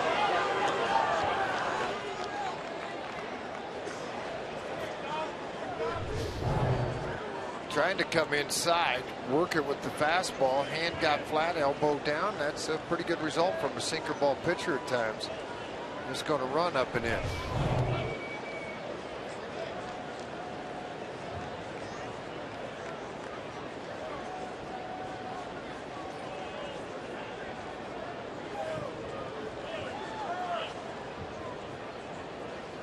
On the corner, evidently just off the corner. It was on the 4th strike zone, so it's 3 and 2 on A.J. Ellis. You have good speed on base in Hernandez and Rollins. Just 91 pitches for Kyle Kendrick in the game.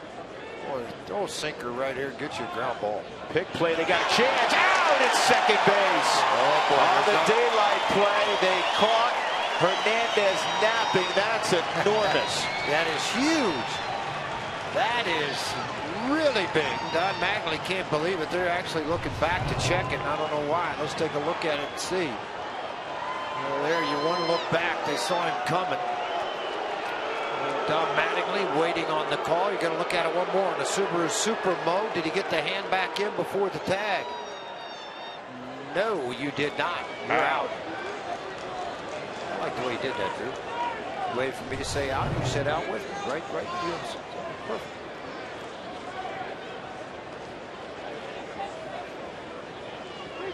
We'll see if Jimmy Rollins is moving here. You saw Don Mattingly flashing the signs to his third base coach, Lorenzo Bundy. 5 stolen bases, been caught 4 times. Hundley 8 of 20. He's off, and it's fouled off. That was the 4th pickoff this year by the Rockies pitchers. It's tied for 8th in the National League. How many times do you think Tulo now in his career has run that daylight play with success? Well, it's successful either way for me because you tighten up everybody's lead then. Well, even if you don't get them out, Drew, you tighten things back. Base hit, they don't have the big jump now. They're scared he's going to come in behind him. Rollins going again. Ground ball picked up nicely by Arenado.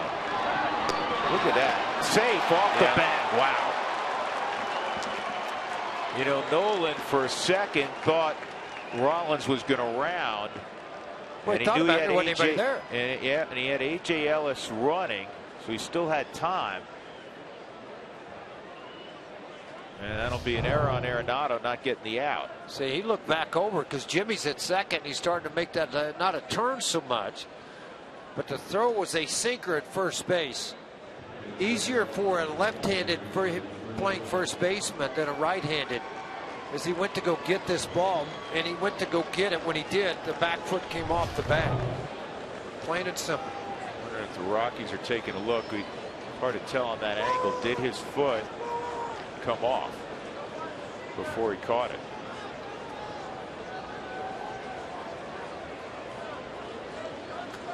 Same situation as a moment ago. 2 on and 1 out. I'll give you a better look at it right now. Here's Nolan looking Jimmy back, and then the off-bound snap throw over to first base. You can see as Willeen went out for the baseball, the foot came off.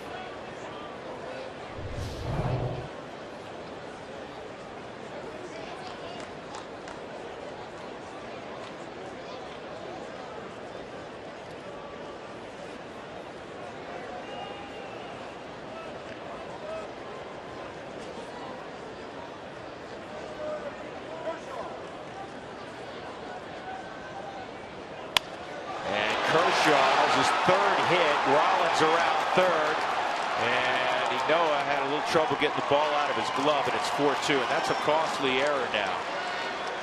And if anything, it was a product for Nolan of just how great he is defensively.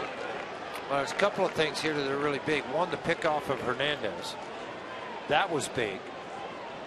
Then Walt's going to have to go down to the bullpen now. I think that's what he's looking to do here with the left-handed hitter. Pederson coming up, and Friedrich ready to go down to the bullpen. Sliced right into the hole in left field. You can see Jimmy coming around. Noah had a double pump there. Maybe he had a shot. Noah did at the plate. Doesn't come up that way. Fake bunt. Base hit to left field. Kyle Kendrick will leave, giving up 10 hits and 4 runs. Responsible for Kershaw. He's also responsible for AJ Ellis.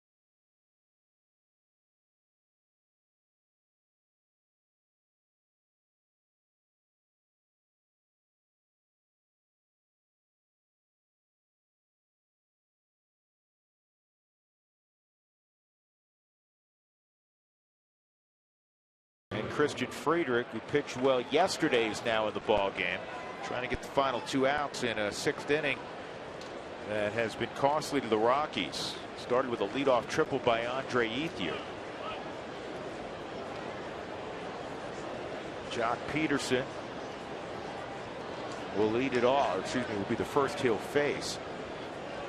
0 for 3. Clayton Kershaw, 3-hit ball game, first time in his career.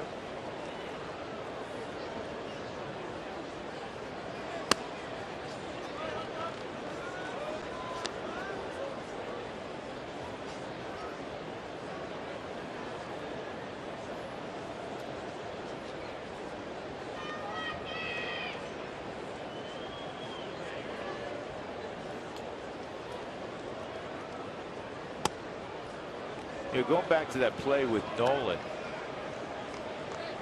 even if Rollins rounds, it's Kendrick's responsibility to get to the bag at third. Got to go there, and at the time, though, the bag was wide open. 2-0, 2-1.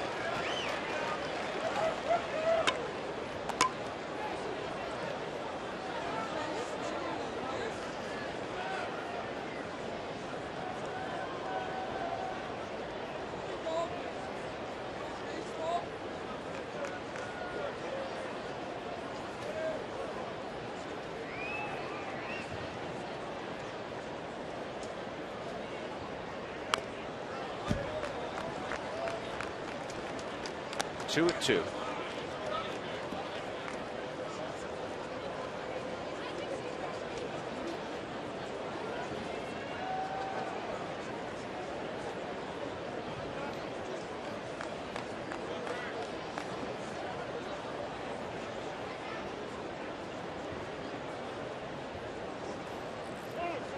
Friedrich a clean 8th inning yesterday in Philadelphia, including a strikeout.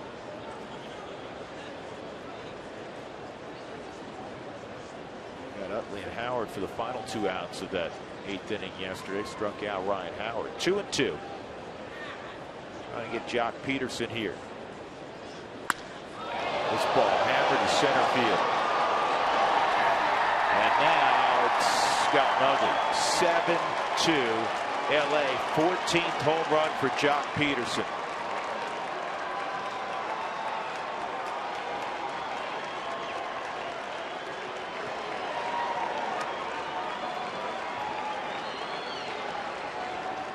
Two count to Joc Pederson, and again, this is the guy that Drew said leading in Rookie of the Year. You can see why now with 14 home runs, 27 RBIs.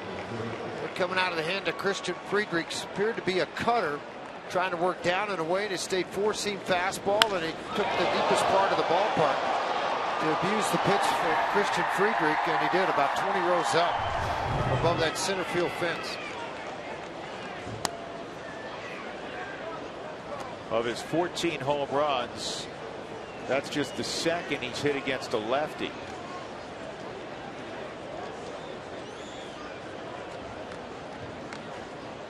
You had a pretty dynamic guy hitting in the top of your lineup.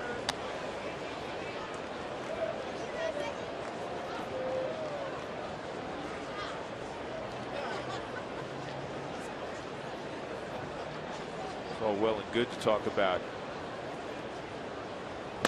when a guy is on pace, but I'll throw it out there for what it's worth. Joc Pederson on pace to hit more than 40 home runs this year. Not happening. I don't think he'll hit 40, but he is on pace with 14 here in the first 2 months. You can do the math, not hard. He would hit 42 if he stays on this pace. 2-2 on Justin Turner. So this thing's gotten away from the Rockies. They're in a tight game, 2-2. And even after they've given up a couple of runs, the 4-2 deficit, get to the Dodger bullpen. Zach got a shot, get Kershaw out of there. Now it's a tall order, down 7-2. Obviously the book closed on Kendrick. He gives up 6 runs in 5 1/3.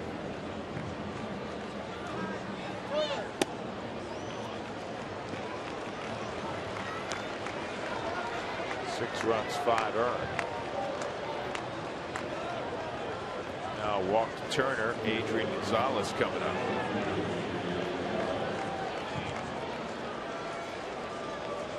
Not what they wanted when Christian Friedrich walked into this ball game. He anticipated hopefully getting the out somehow, maybe even a double play. It worked that way so far.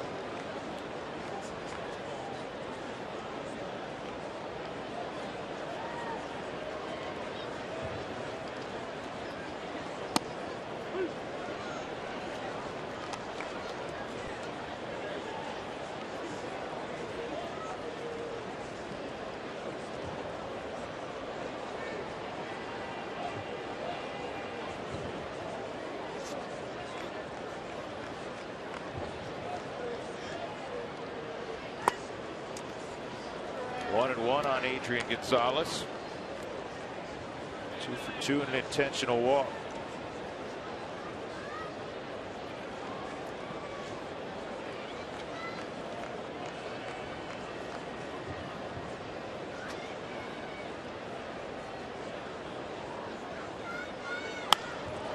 And he's got himself another hit.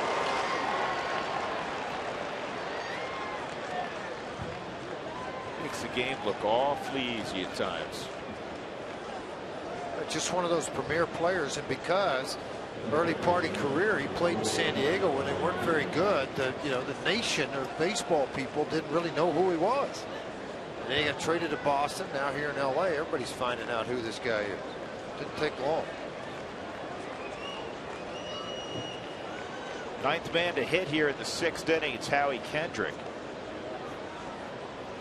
Kendrick is the only Dodger not to have reached, but he's hit the ball hard twice. A line out that turned into a double play in the 3rd when he lined to LeMahieu, and he hit a line drive to the wall in right that Brandon Barnes caught.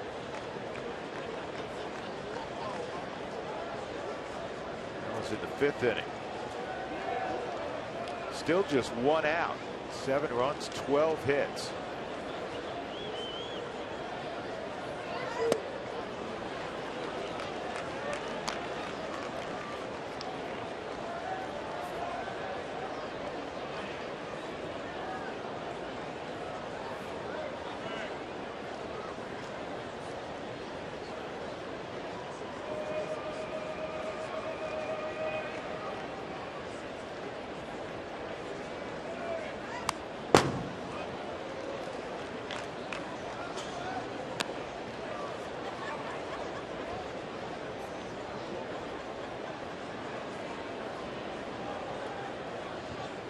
Well, the thing is, it just takes the air out of the sails. You try to go back and dissect a little bit of this inning.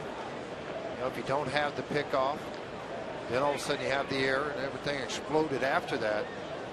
And I think if you ask Walt Weiss during that 5-1 ball to get into the outfield on top of that. And Noah can't field it cleanly. He'll throw behind. And it's safe there. Another run. And a ribby for Kendrick, his 20th of the year. And it is 8-2 LA. Ninth man to come to the plate too. As Ethier walks up here, it's a fly ground ball on the inside, 1-hop line drive into the outfield beyond the diving Tulowitzki. As Turner comes around to score to make it a 8-2 ball game. Rockies made a roster move earlier. Jordan Lyles, who had to leave the game after 4 outs yesterday when he re-aggravated that sprained left toe, was placed, not surprisingly, on the disabled list. And a guy who was up with the Rockies all last year, a hard thrower out of the bullpen, Tommy Kahnle, who did not break camp with the Rockies but was in Albuquerque, was recalled. And Kahnle's up right now. Yeah, he threw the ball well down there. A number of scouts told me his velocity still in that 94 to 97 range. He had become the closer, had become more consistent with the strikes. Going to have to be able to come in here and try to shut this inning down if Friedrich can't get it taken care of here pretty quick. Ethier led the inning off with a triple to the right field corner. Here he is with 2 men on. Gonzalez at second, Kendrick at first. That's a slicing fly ball to left. Noah near the line makes the catch.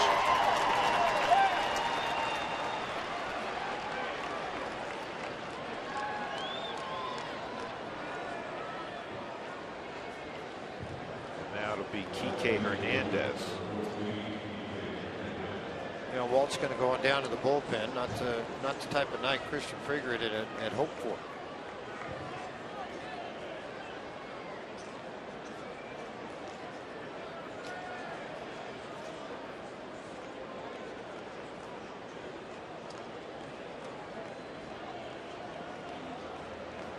So Canley will come in with the score 8-2 LA.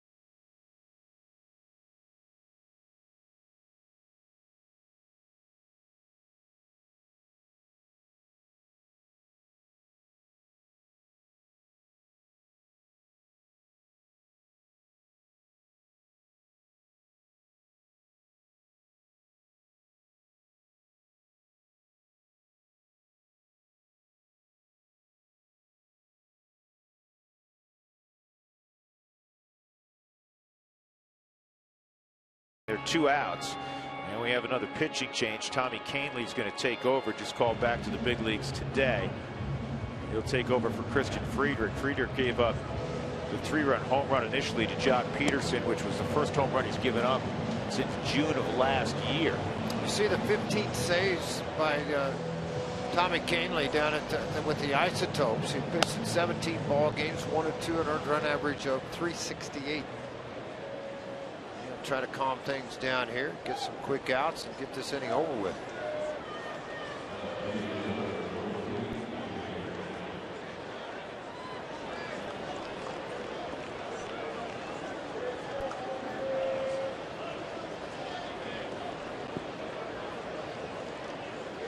Kike Hernandez singled up the middle about 20 minutes ago to give the Dodgers a 3-2 lead. 13 hits for LA, 3 for the Rockies against Kershaw. But when the inning began, it was a 2-2 ball game. Just sitting down on your couch.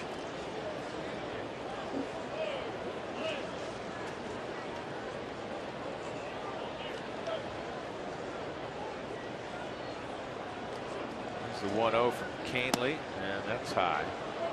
I think the separator for guys that are coming out of the bullpen at this level compared to being at AAA, they find out at AAA they chase fastballs up out of the zone, they chase breaking balls in the dirt. They don't want to get beat on the fastball. Much more selective hitters. Yeah, that missed by quite a bit. It was 97, but it wasn't near the strike zone. So what purpose does velocity serve you? Not much. If you can't command it, and it's not commanded at all there.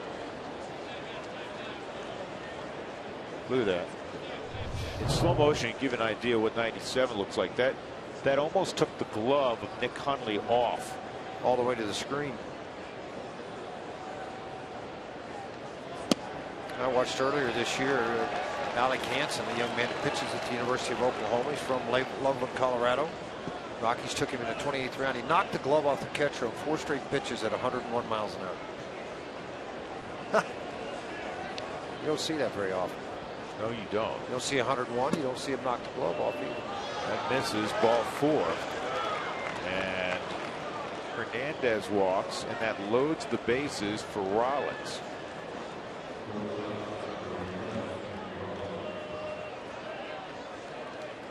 Rollins singled, a blooper to left earlier in the inning. He's 2 for 2 and a walk. His first at bat, he had a home run.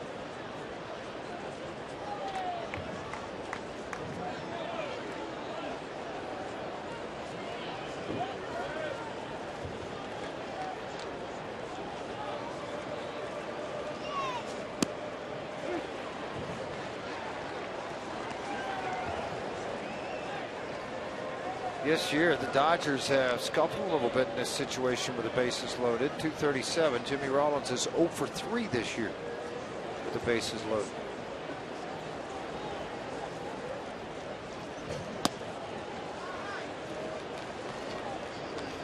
Well, that's pretty close, but not called a strike, so it's 1-1. That's that old adage, sure, you know as well as anything. If you're not around the plate, you're not going to get it. Nope, don't usually get the borderline calls if you've established that you're a little bit wild. This ball lined right at LeMahieu, and finally the Rockies can reacquaint themselves with their dugout. 6-run inning for the Dodgers. They're up 8-2.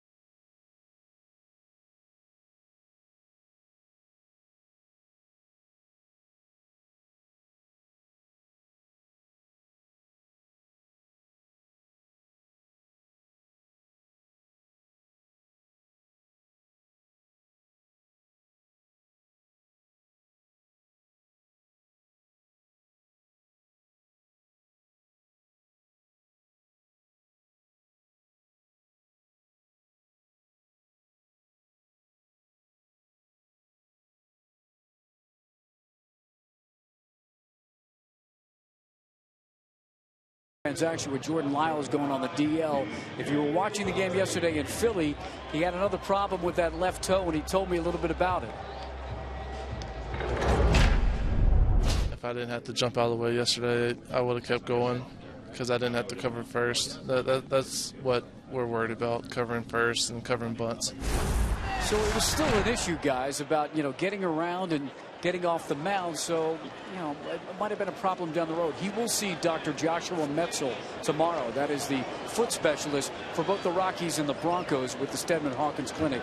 And he'll find out then if there's any surgery or where they're going to go forward with Jordan Lyles. Tough break. It really is. One thing you hope is that as that toe heals, George, you can keep the arm in relative shape. Well, like he said, throwing wise, I'm okay. He's covering first, covering bunts, putting pressure on the foot, running on the foot. So it's exercise bike. So maybe a little work in the pool. Try to go from there. Well, that half inning in which the Dodgers sent 11 to the plate took 31 minutes, and DJ's gone. So they can correct that. They said 12 to the plate. You get the picture. 1 out, 5 strikeouts for Kershaw. He struck out 3 of the last 4. Tulowitzki 1 for 2. He singled in the 4th in front of the home run by Nolan Arenado. Tied up the game at 2. Give the Rockies all the momentum.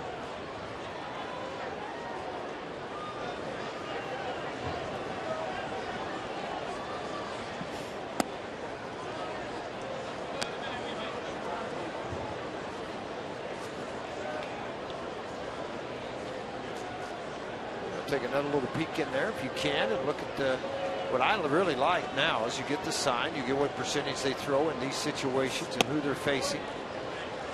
And again, that is not just any what does he throw in a 1-0 count. That's what he's done historically in what was before that a 1-0 count to Tulowitzki. Now with a 2-0 count, it's predominantly a fastball. That wasn't a fastball though. That was a slider. And it's 3-0. See Kershaw's angry with that delivery. I'm a little surprised there, George, that he didn't come with a fastball with a 6-run lead. Well, a little bit, but again, you're talking about a guy that's won a Cy Young, more strikeouts, everything else. He's not giving in to nobody. I don't care what the score is. I'm pitching like it's 1-0 shutout, and it's the 9th inning.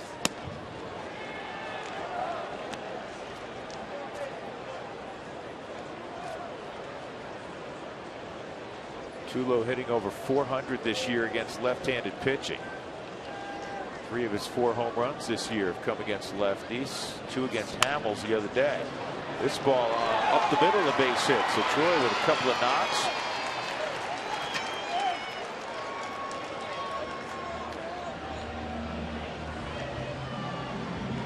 And here comes Nolan. Well, it got pretty promising for the Rockies when Nolan Arenado came up back in the 4th inning with Tulowitzki on base. He drove a Kershaw fastball at 95 miles an hour into left center field to tie this game at 2-2. Now, obviously, the face of this game changed quickly, but I will say this. It was the 6th inning at Coors Field in Kershaw's first start here that the Rockies got after. Can they repeat it?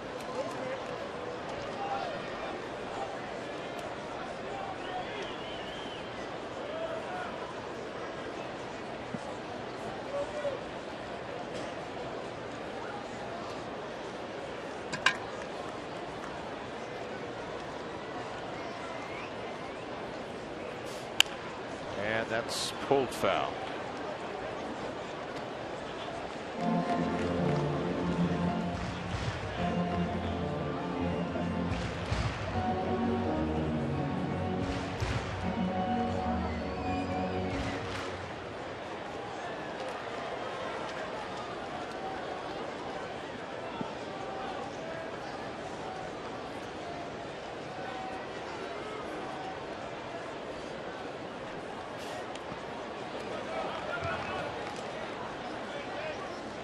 Two and one.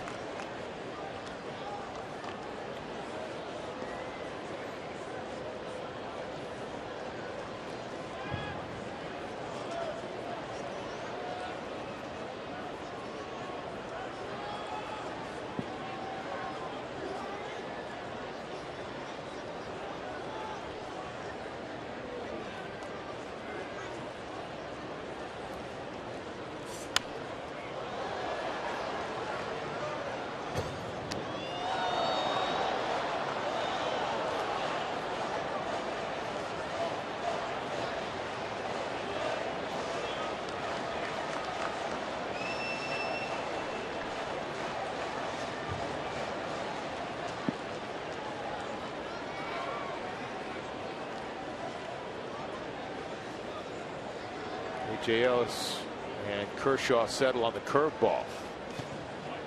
3-2. Yeah, not anywhere close at all.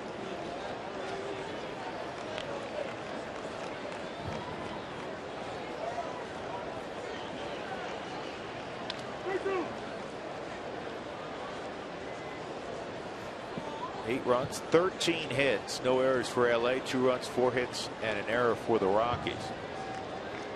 Game 1 of 4 against the Dodgers. Game 1 of a 10-game homestand. And Kershaw strikes out Nolan. First 10,000 fans to the gates on game 2. You hear that? You hear that, Drew? First 10,000 fans through the gates on game 2 tomorrow. Not game 1, but game 2. Wednesday, you're going to receive a Rockies beach towel sponsored by King Soopers. There's the towel right there. Nice towel, huh? Isn't that nice? Very nice. Yeah. You know what? Yeah, and this is all brought to you by King Soopers. It's actually a beautiful towel. Gorgeous towel. Marino's already taken 12. And we're showing the best side of you right now. Yeah, and Drew's taken 10 because when he goes to the beach and he lays on the beach in your Speedo, you really like to have one of these. Yeah. See, beautiful towel, huh? My Speedo, huh? Yeah. Rosario at the plate. No comment on that one.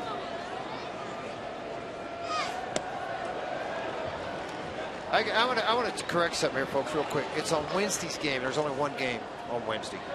It's at night, by the way. The read actually says game 2 on Wednesday. There's not 2 games on Wednesday unless you're going to a T-ball game somewhere and then coming here.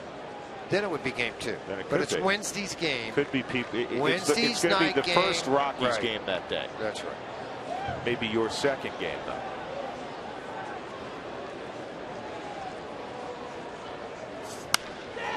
Hard hit ball and Howie Kendrick. That will retire the side. Tulowitzki left aboard. We'll go to the 7th inning. The Dodgers 8 and the Rockies 2.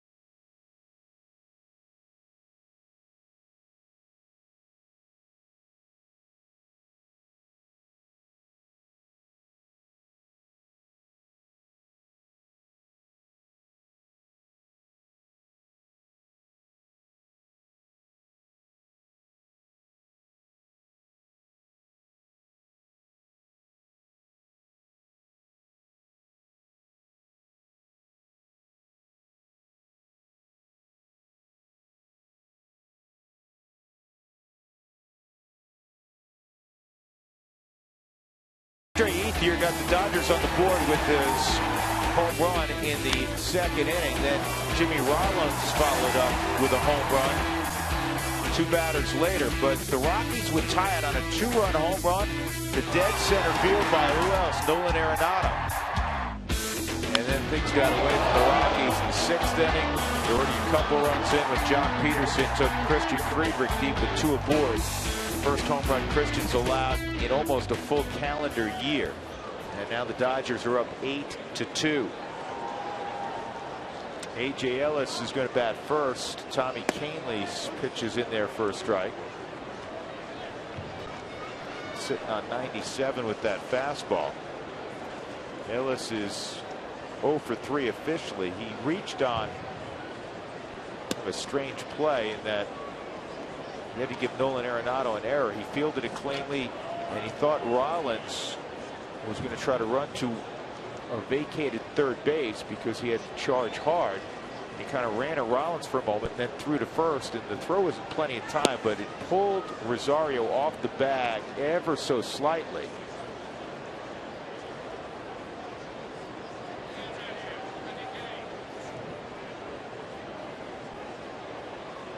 Two and one.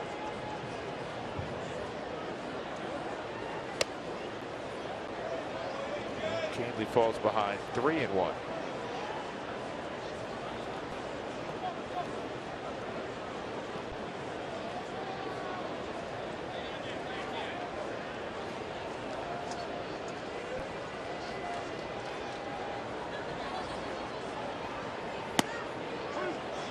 Three and two.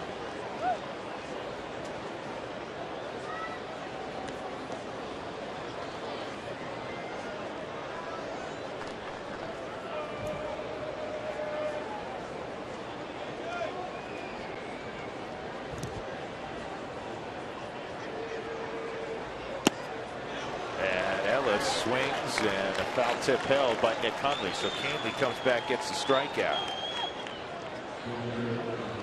This may be the best hitter in their lineup tonight. Clayton Kershaw, a career best 3 hits tonight. Single, double, single, and an RBI.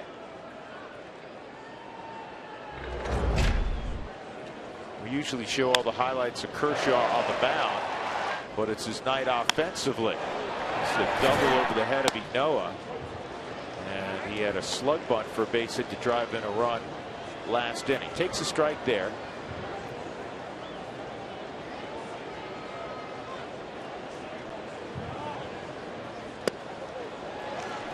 Tailing changeup, and it's a 2-strike count. The LA pitching staff coming into this evening had a grand total of 7 hits, and now Kershaw's got 3 by himself. Not against Canely. He's gone.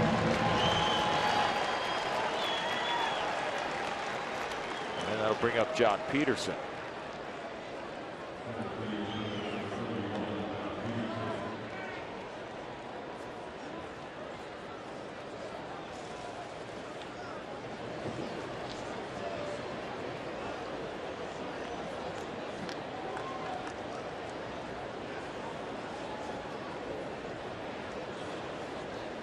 Pederson homered yesterday, and he's homered tonight.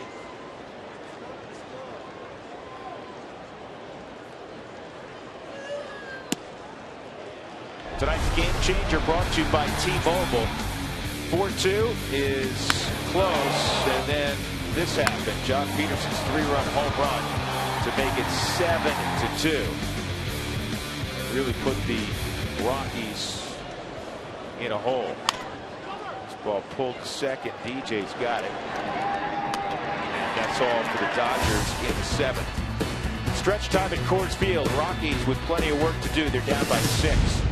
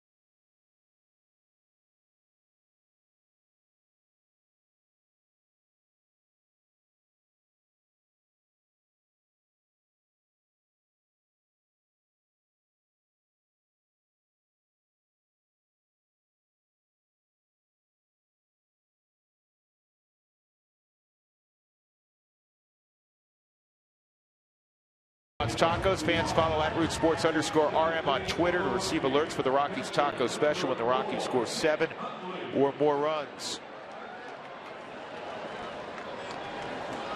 Busy week for the Rockies after tonight's affair. A double dip tomorrow. Day-night doubleheader. Again, no television on the afternoon affair. We'll pick up in the evening. 6 o'clock is scheduled start for that second ball game. And a Wednesday night ball game against the Dodgers. Thursday's an off day. And then the Cardinals, actually the Marlins come in, and then the Cardinals come in. 1-0 to Hundley, fouled off.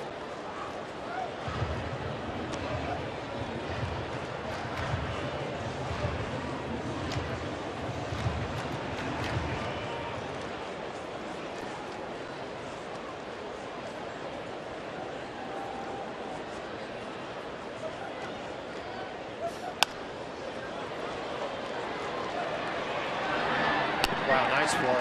Good play by Howie Kendrick. I thought Nick had him a base hit. Game 2 tomorrow. The first 10,000 going to receive a hot dog coupon for the ball game against the Dodgers. So get your tickets now for that ball game. The gates will open at 6:40 tomorrow evening. 303 Rockies, Rockies.com/promotions.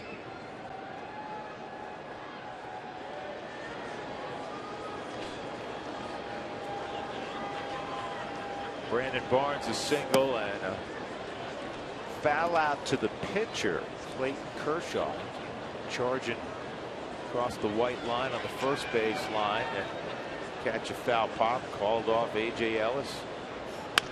That's up the middle, and I don't think Kendrick's going to be able to throw out Barnes. Did he? He did. Wow. That one was even more impressive. I didn't think there was any way he's going to be able to throw out Barnes. A long stretch by Adrian. That shortens the distance of the fly to the baseball, but I didn't either. Ball hit right off the heel. There it comes up. He's going to get to it. The off balance throw and the snap. Barnes busting it up the line the whole entire way. He thought he had a base hit. Howard Kendrick fights differently. Well, what a backhand off balance jump throw right on the money. Well, they got him, but by about a half a step. They're waiting. They're going to take a look at it. What do you think, Drew? Well, they didn't get him by half a step. It's How about really a half close. a whisker? How about a half a big toe? Got to see it again. Yeah.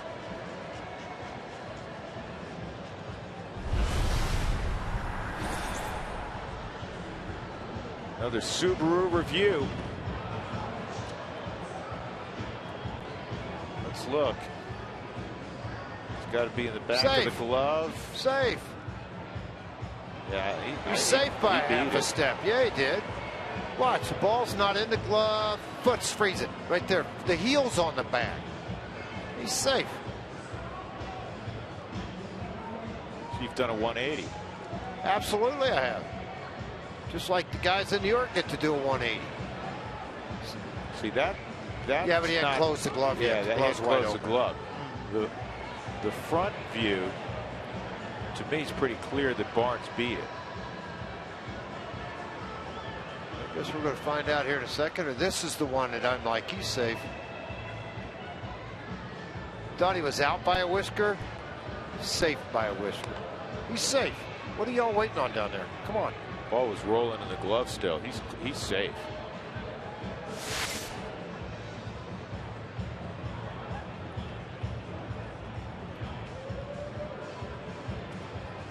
Chris Caccioni in the picture. It was Corey Blazer's call. Chris is the second base umpire, so Corey is with Jeff Nelson, the crew chief. And I think we have the result. Safe. So Barnes with a hit. Corey Blazer, the umpire at first base on this. Let's see, where is he? Where is he? Way down the line, about 8-10 feet probably. Well, as far as you can see on your TV there on the Subaru Super Bowl. Another look at it right here. Barnes, his foot's down. Base hit, Brandon Barnes.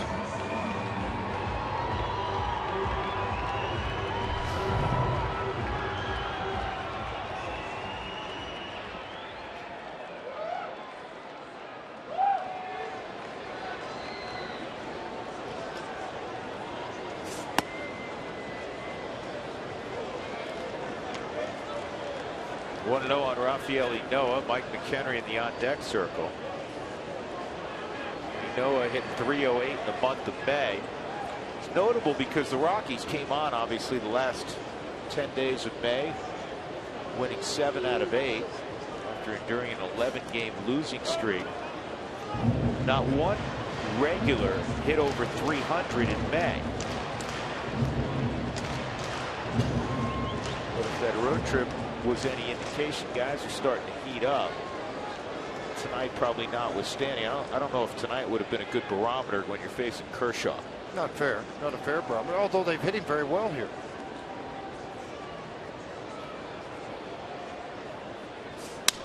This is back at Kershaw, and he plays like a hockey goalie. Yeah, that got him right in the back of the leg, though. I guarantee if these few people, I would think, pop out of that dugout. This tough guy.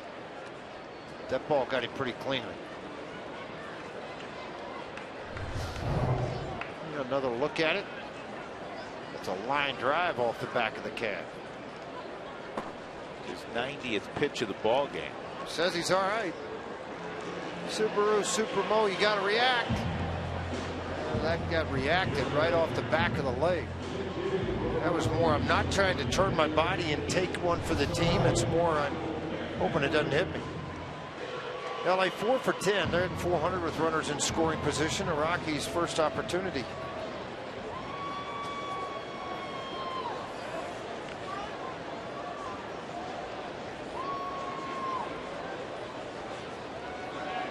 So McHenry hitting for Canely here in the 7th.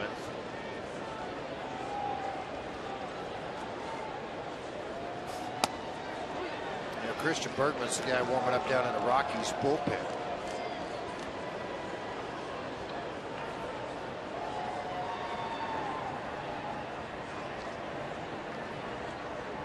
Bergie.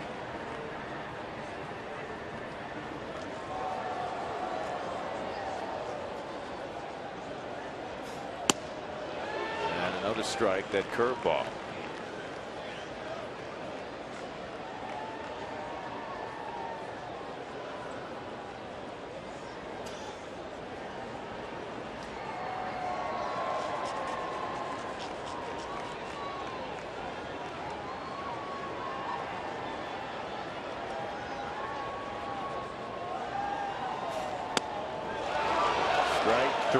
McHenry. That'll end the 7th inning. The Rockies leave Barnes at second. As we go to the 8th, it is 8-2 LA.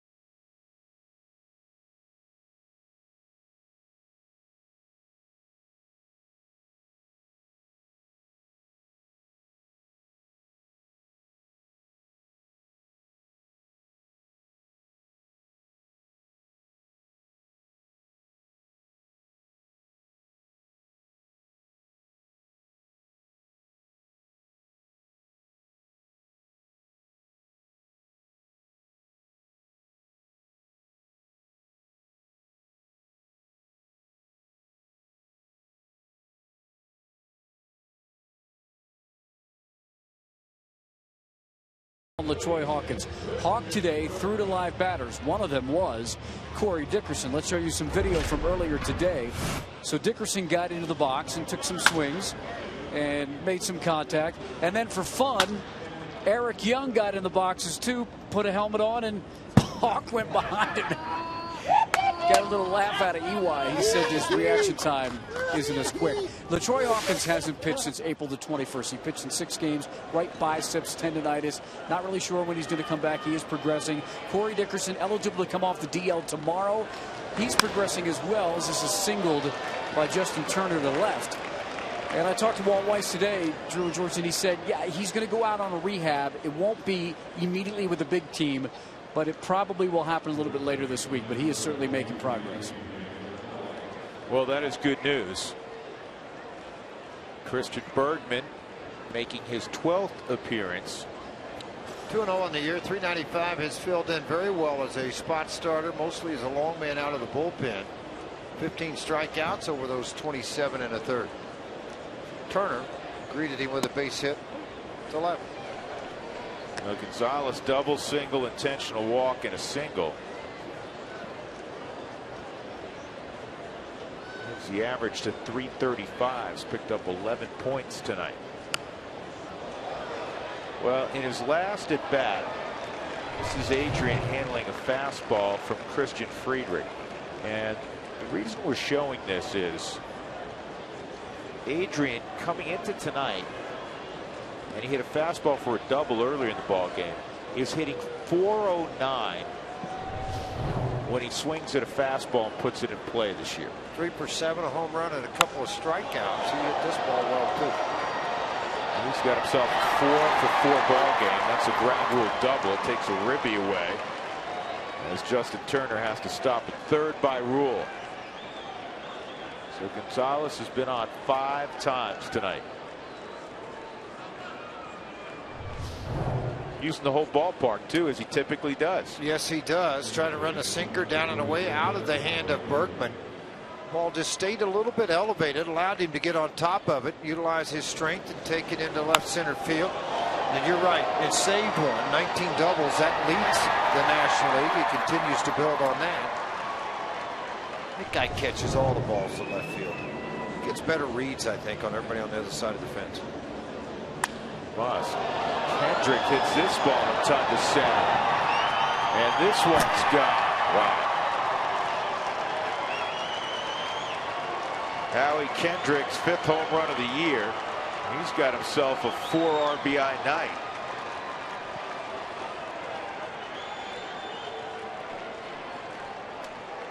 This thing is gotten lopsided here in the late innings. So 6 innings scored back in the 6th inning by the Dodgers. Second most this year against the Rockies in 1 inning. San Diego had 8 in 1 inning. Kendrick's ball makes this an 11-2 ball game out into right center field.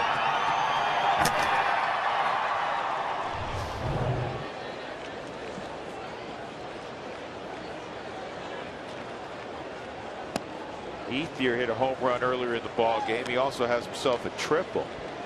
11 runs, 16 hits. Now, this is one of the things you were afraid of. The Dodgers, as we described, had not been hitting the ball at all on the road. 6 runs in their last 6 road games, but too gifted to keep them down for very long, and they have put up a crooked number tonight. 11 runs, 16 hits. That Kendrick was 0 for 3, and now he's got 4 RBIs.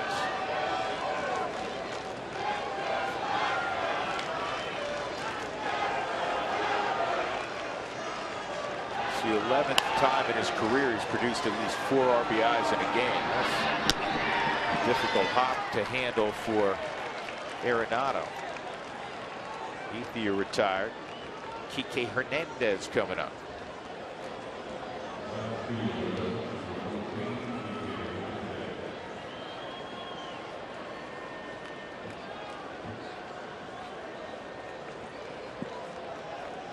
Howie Kendrick. A couple of veteran guys used to producing. It's a 28th 4-hit game for Adrian Gonzalez in his career. Career best is a 6-hit game.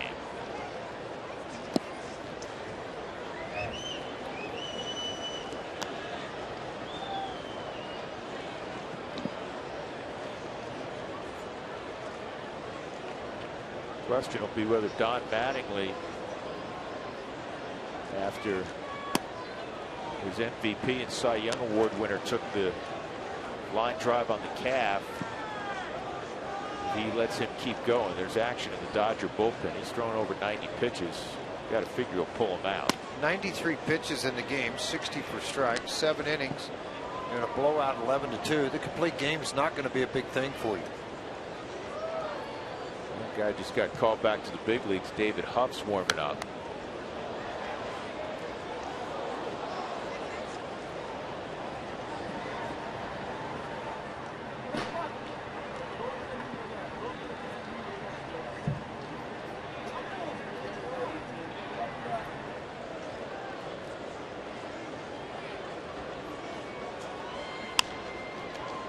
Bergman's got it.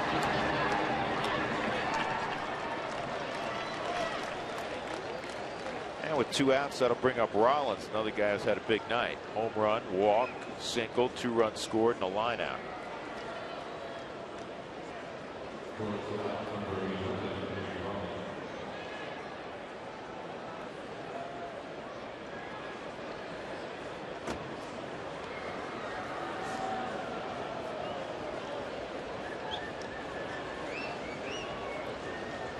There's 5 ball clubs that have come into this ballpark and had winning records. Atlanta being one of those at 52-39 in Denver. The Angels 9-2. The Phillies are 44-35, and the Dodgers, they hang on tonight, will get their 100th win in Denver.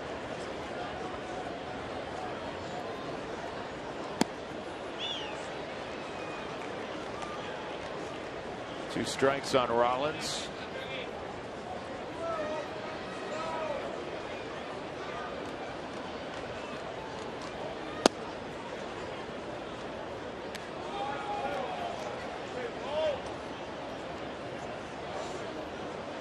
$5,564 watch these 2 ball clubs go at it tonight here at Coors Field. 2-2.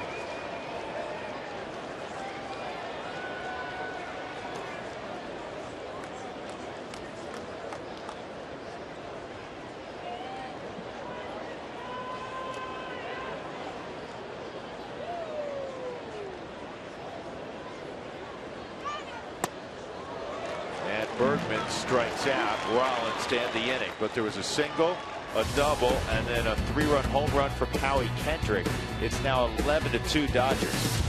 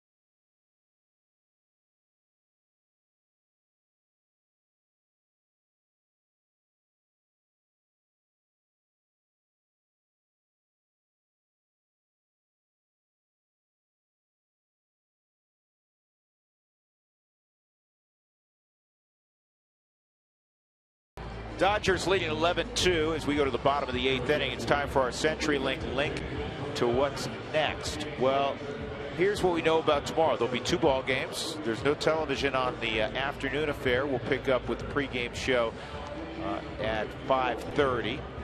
And then there's a ball game, obviously, Wednesday, where we're on the air at 5:30 as well.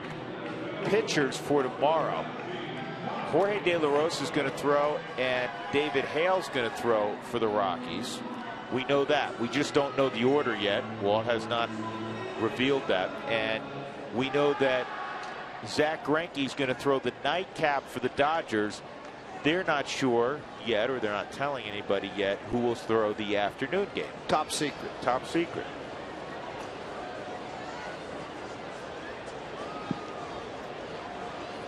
So the lefty Huff, spot starter with Oklahoma City this year.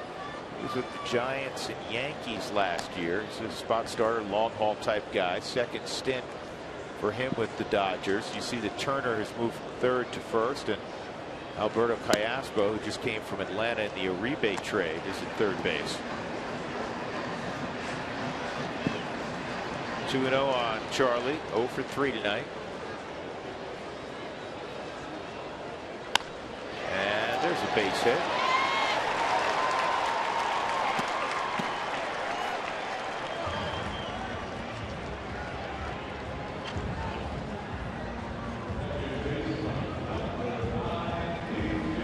That'll bring up LeMahieu. 2 strikeouts, also a walk.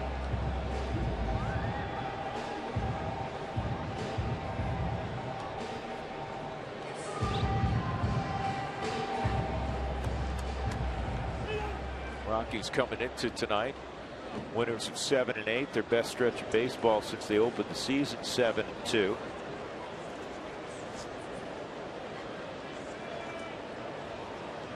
It's kind of interesting that the Rockies have had 5 different 3 or more game winning streaks.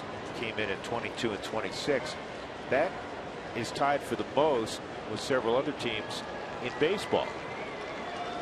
So they've obviously had their moments. We've seen 10-day periods where the Rockies have played very good baseball, and they're in the midst of one now. And listen, this one will be easy, I think, George, to push the lead on. Trust me, if you're 1 and 5 coming off that road trip versus 5 and 1, knowing you played good baseball, and you lose 11-2 here, whatever, it might not end up that. You never know.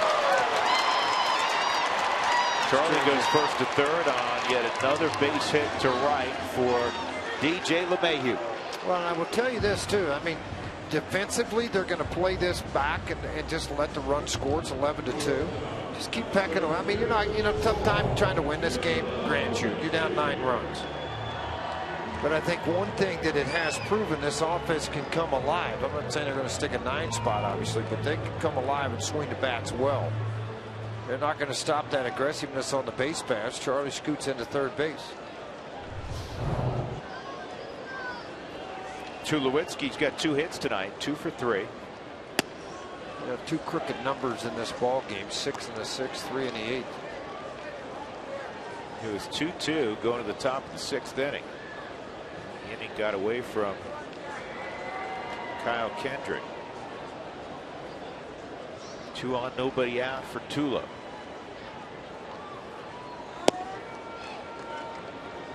Kershaw's line, 7 innings, couple runs, both earned on 5 hits. He gave up the 2-run home run to Arenado, a walk and 7 strikeouts. Bidding for his 4th win of the year. Unbeaten in his last 7 decisions against the Rockies. And Troy hits it hard. Another great play by Kendrick. Run scores. Tulo beats the throw, so Troy picks off his 21st RBI, and it's 11-3.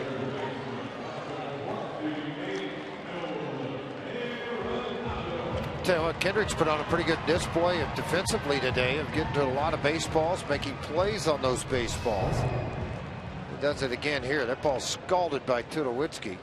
He's able to catch it, spin him around. The throw to Rollins, a little low feed, not in time. Try to credit Troy a little bit for busting it up the line. You see a lot of superstars in the game. They'll jog halfway up once they see the ball caught. Double play turn. Not Troy. Troy busted it through. He's safe at first base. Keep things going here.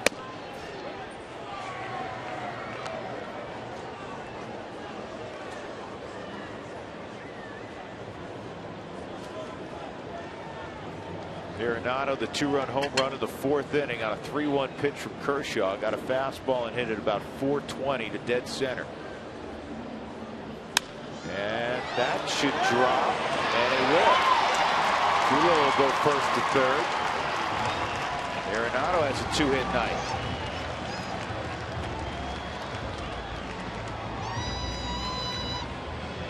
See how long before Donnie turns around and has the conversation with Rick Honeycutt, his pitching coach.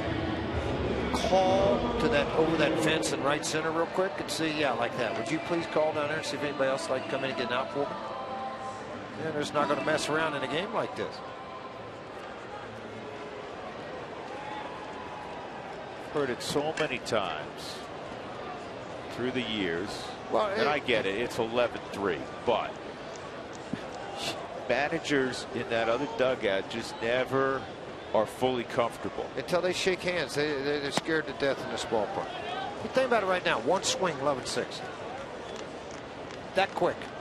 And it can happen. And there's, this ball club's typically built with guys. There's nobody up in the Rockies bullpen. There's a couple up over in the Dodgers. They're trying to hunt down the ball a little bit. Here is that. J.P. Howell appears to be. Rocco Rodriguez had to go on a DL. This ball's well struck right center field, and that's off the wall. That'll score one. Arenado to third. He'll stop there, and Rosario's out. Trying to get to second base. Yeah, Walt's going to check it. Rosario saying what? Chris Guccione said no, tag on the foot. Kind of one-handed this thing off the right center field wall. Willeen doesn't want to go in. He's waiting. Waiting for Walt to be able to object a little bit here.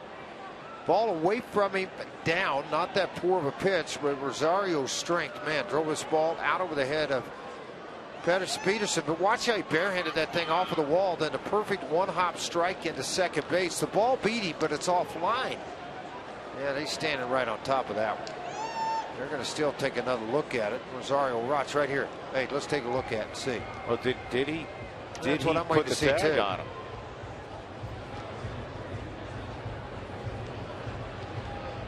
That's not going to. It's ankle tied. I mean, it's ankle high. Now he's passed. If you continue to tag, obviously he's out. But he didn't do that.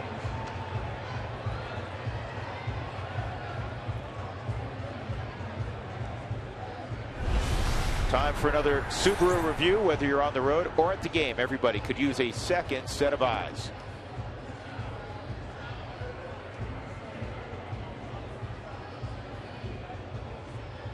I don't think so. I think he's safe.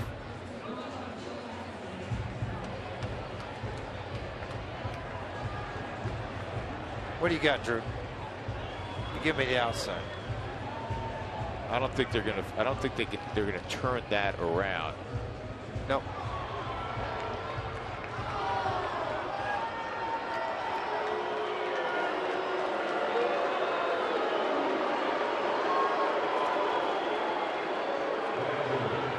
Rockies fans did not agree with everybody in New York with the call. Walt Weiss sure has cut down on the ejections. I'll tell you that.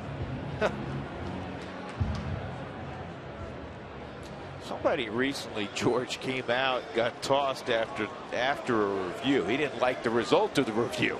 Can I have that headset, sir? I want to talk to that guy in New York.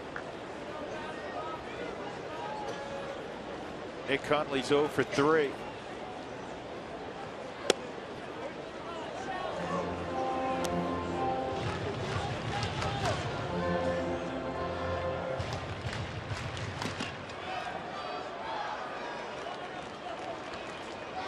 That was one heck of a throw by Joc Pederson. Yeah, it was. Very accurate throw. Doug, did you say Liberatore's warming up? Adam Liberatore. Yeah, he's warming up down in the bullpen. Originally, I thought it was Howell. They have 3 left-handers. It's adding Huff. Liberatore, I should say. Liberatore. What'd you call him? The first time? We added a we added a Y to the end of it. Okay.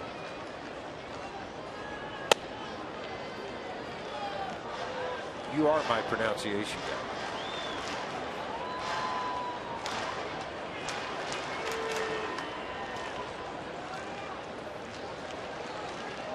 Or pronunciation guy, by the way, there, Fraser. You're the pronunciation guy.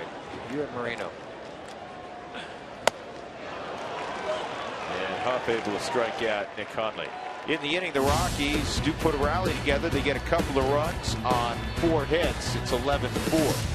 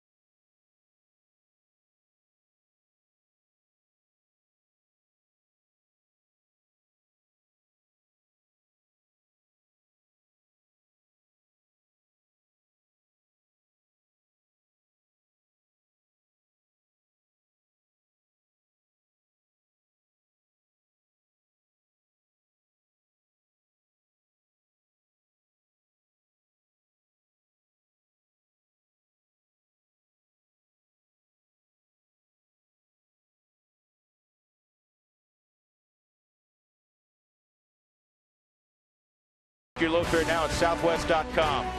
By Mike Shaw Subaru, always our lowest price in sales and service guaranteed. And by 5-Hour Energy Shots. Have you tried great tasting 5-Hour Energy lately? Rockies in the first of 4 against the Dodgers on the wrong end right now. 11-4, top of the 9th inning. The Toyota postgame show, rain or shine, will come your way at the conclusion of the game. And there's Jenny out in center field. Jenny, how are you? Hey, great, Drew, George. Hope you guys are hanging in there up there. Coming up in the Toyota postgame show, there is a secret to the little success the Dodgers have had on the road so far this year. We'll reveal that and what the Rockies need to do the next 3 games of this series to avoid getting in that same situation. Plus, we will set you up for the doubleheader coming up tomorrow. It's right after the baseball game, guys. Jenny, thank you. A couple changes to tell you about for the Rockies, or at least one. Ben Paulson goes into left field. Rafael Noah will go to shortstop, get Tulo off his feet. A.J. Ellis at the plate takes a strike for Bergman.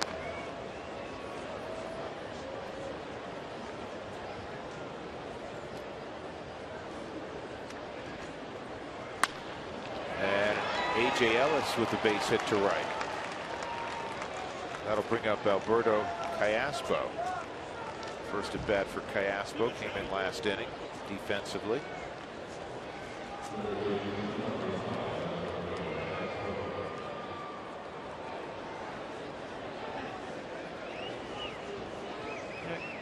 Callaspo's a useful guy in that Uribe at this stage of his career was going to just play third, and he was being pushed because Justin Turner's had such a good year, George, and you also have some young guys who are pushing to get in the big leagues. Kyle Seager, who's a shortstop, is a terrific looking prospect. Scott Van Slyke's getting a lot of playing time in left field, and Alex Guerrero could play third also in left field, and Guerrero's hit a lot of long balls. So Uribe kind of became the odd man out. Callaspo desirable from a Dodger perspective because of his versatility. He can move from a lot of spots still. Awful lot of spots, swing from the left side. I mean, there's some things there, switch hitter, but it's, he's swinging from the left side. Majority of the time against some tough right-handers. That ball may end up being a flare. Barnes can't get there. Yeah. Let me correct something. I said Kyle Seager. Kyle Seager is Corey Seager's older brother, star with Seattle. We're talking about Corey Seager. Well, I tell you, a lot of scouts have done nothing but rave and rave about this young man. And when you talk to Don Mattingly, he talks about comparisons. And one guy he brought came out of his mouth today when we were talking in his office, Derek Jeter. He says it's got the way he walks, the way he talks, the way he's around. And he's talking about his maturity. He's not talking about, he's not saying he's going to be Derek Jeter. He's saying the way he carries himself in the locker room. Listen, even if you put out 13 qualifiers, you did mention him in the same breath with Derek Jeter. Right. That tells you just how highly they think of him. At Oklahoma City this year, he's hitting 300. 3 home runs. He's killing it, Double-A Tulsa. That club has really struggled. For as many ex-big leaguers they have, or big leaguers that have time, they have really struggled. 7-8 games under 500. Last place in their division. They've shuffled an awful lot of players in and out of there, as they have in Oklahoma City. Yeah, at Tulsa, to George's point, he was hitting 375 with 5 home runs. So overall, he's hitting about 340 with 8 home runs. He was an overmatch. I mean, it was like a little kid playing at, the college kid going back playing 8th grade. He was that good there. Joc Pederson goes down, 1 out in the 9th inning, and Justin Turner will come up. The other guy, Trey Turner, that's playing for San Diego, is tearing that league up too. He'll soon be a Washington National right after the draft.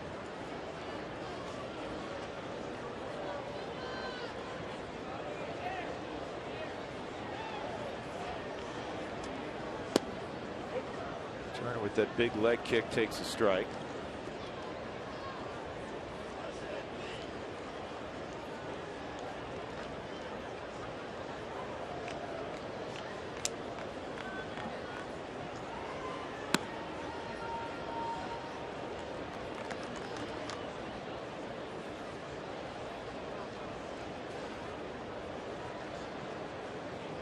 It's J.P. Howell.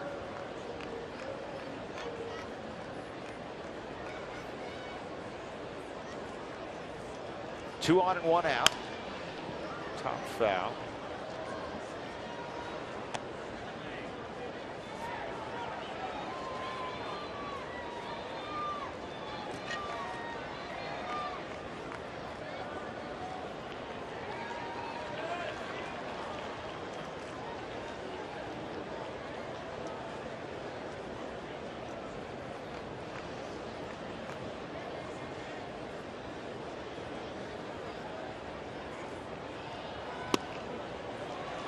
Pitch there. Turner's gone. Two good pitches to come up after two base hits. Hey, photo day's coming up at the ballpark. That's always a fan favorite. You can take pictures of the Rockies players and coaches. Gates A and D will open at 11 a.m. That's this Saturday when Miami is in town. Well, this will be your starting catcher in one of the two games tomorrow. Yasmani Grandal getting an opportunity to pinch hit here. He's had a very nice start to his Dodger career after playing down the road at San Diego. He always really picked it up. He's hit from the left side here, but last year he struggled from the right side. He's hitting very well from the right side this season.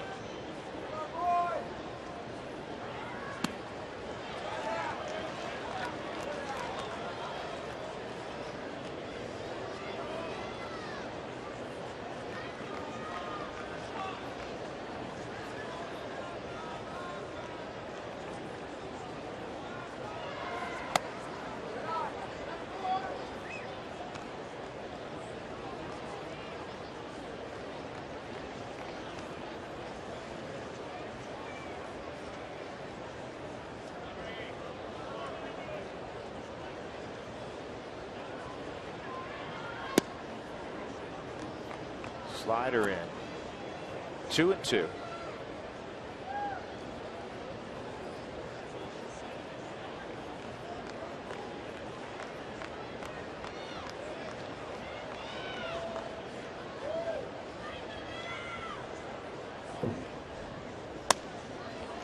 And it's full 3-2, which means the runners will be off. A.J. Ellis at second, Alberto Callaspo at first.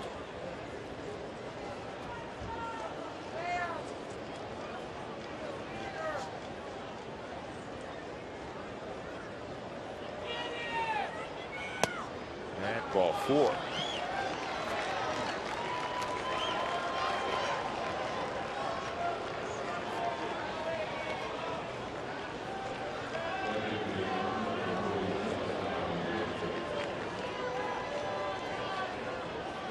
So a base is loaded for Kendrick, who has driven in 4 in his last 2 at bats. RBI single in the 6th, 3-run home run in the 8th.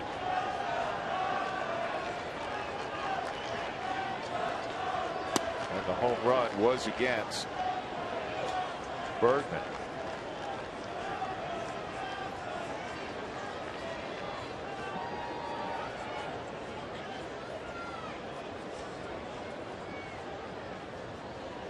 Here's the 0-1. That's a little too tall. 1-1.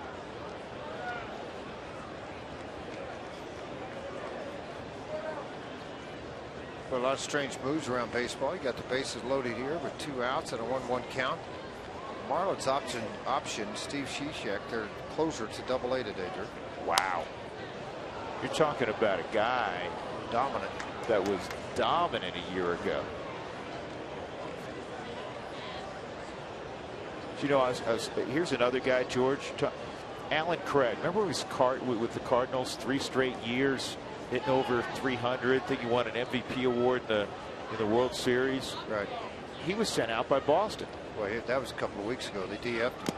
No, designated him. Yeah. The point being that it By is the way, such a difficult game. The Cardinals are looking back at him again to replace Matt Adams. Thinking about bringing him back over there. Maybe they could get it going again for him. 1-2 count with a couple of outs here with the bases loaded for the Dodgers.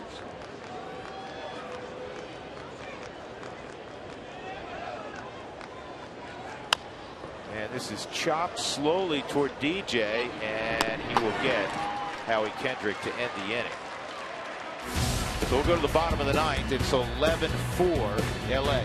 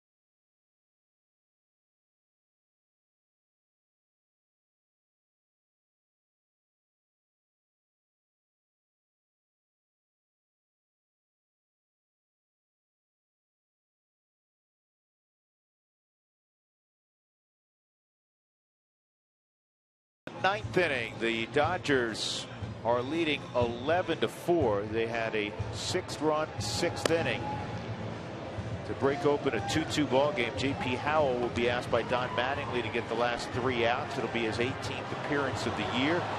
Lefties, surprisingly, George, are hitting .364 against them. Righties, .185. Something looks weird in that graphic. Left-handed specialist too. 12 innings pitched over 17 ball games. Over those 12 innings, 7 strikeouts and 4 walks. You'll have Brandon Barnes, Noah to get things going here.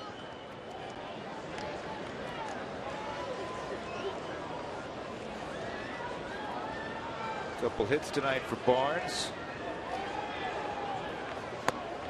Brandon takes a strike.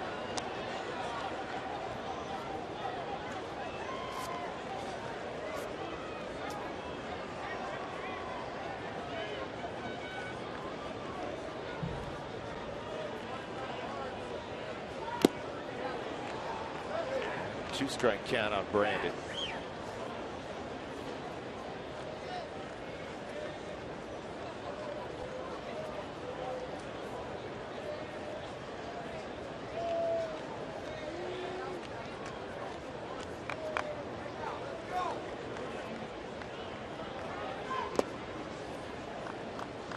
Marlins got beat up again tonight, George. That has been one disappointing team.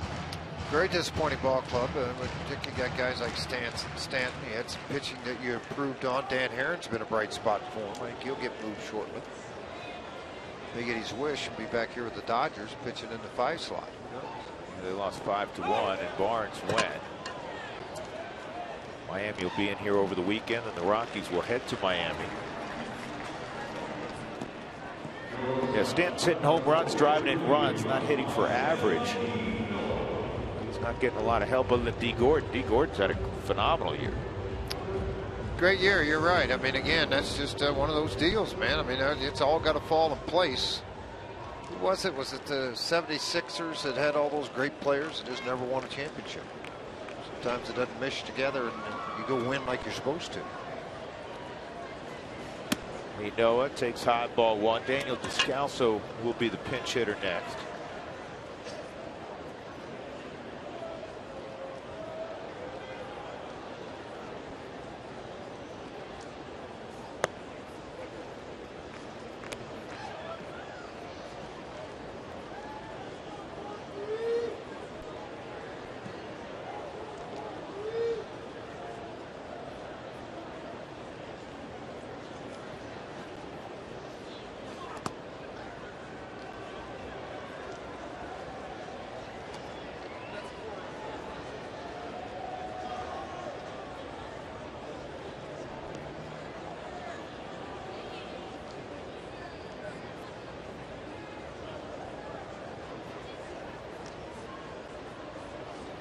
2-1 on Raffy.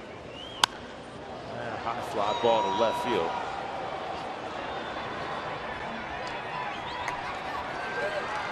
Hernandez makes the catch.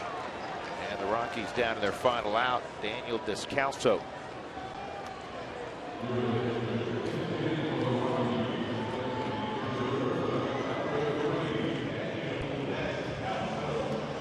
Well, an opportunity for him to get it in bat in front of tomorrow. He figures to play potentially in one of the games. You would think so. But again, the Rockies have had to bolster the bullpen, so only 4 guys on their bench. Everybody got in the game tonight but Gonzalez. Daniel started yesterday, was 2 for 4. He had a really good May. Slow start. We were chatting about it around the cage this afternoon. And it was just a matter of him getting his timing down, getting a rhythm.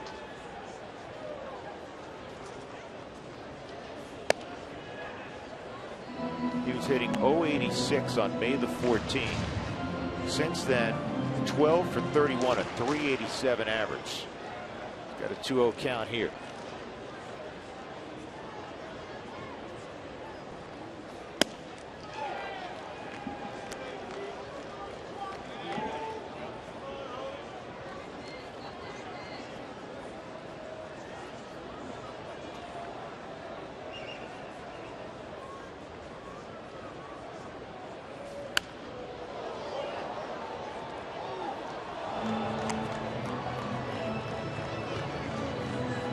Daniel spent some time with Mark McGuire before the game, former hitting coach for him when he was in St. Louis.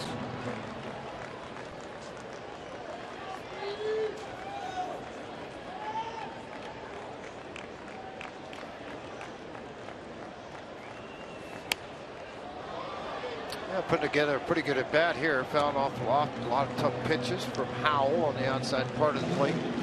Not giving him anything on the middle half end. The last 88 mile an hour fastball. You always want to compete. You know that, George. I'm sure you had your moments where you were pitching in a mop-up situation. But you're fighting off a lot of nasty sliders and sinkers away from him.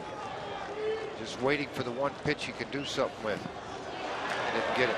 Nope, and that will do it. The Rockies fall 11-4. It was a 2-2 game, and then the 6th inning got away from Kyle Kendrick. And the Dodgers, behind 18 hits, win it 11-4. Clayton Kershaw improves to 4-3. Kendrick takes the loss. Kyle is now 2-7. The Rockies dropped to 22-27 and just 8-14 at home. The Dodgers, who lead the National League West, improved to 30-20 on the season. Our Jimmy John's delivery of the game. The work of Clayton Kershaw tonight. He goes 7 innings. And he gives up the 2 runs on the 2-run home run by Nolan Arenado. Other than that, he was typical Clayton Kershaw, allowing just 5 hits. He walked 1 and struck out 7. And let's not forget, he also threw out a career best 3 hits and an RBI. So Kershaw was a 2-way threat this evening. Our Jimmy John's delivery of the game. Again, the final score: the Rockies fall 11-4 tonight at Coors Field. To center field we go. Jenny and the gang. Jenny. All right, Drew, thanks. Coming up in the Toyota postgame show, Rockies fall to the Dodgers for the 8th time this season. That's just in 6.5 weeks. Now, it wasn't just Kershaw on the mound. No, it's at the plate. First 3-hit game for him. Yeah, Kyle Kendrick unfortunately made a few too many mistakes. Yeah, we'll see you coming up on the Toyota postgame show.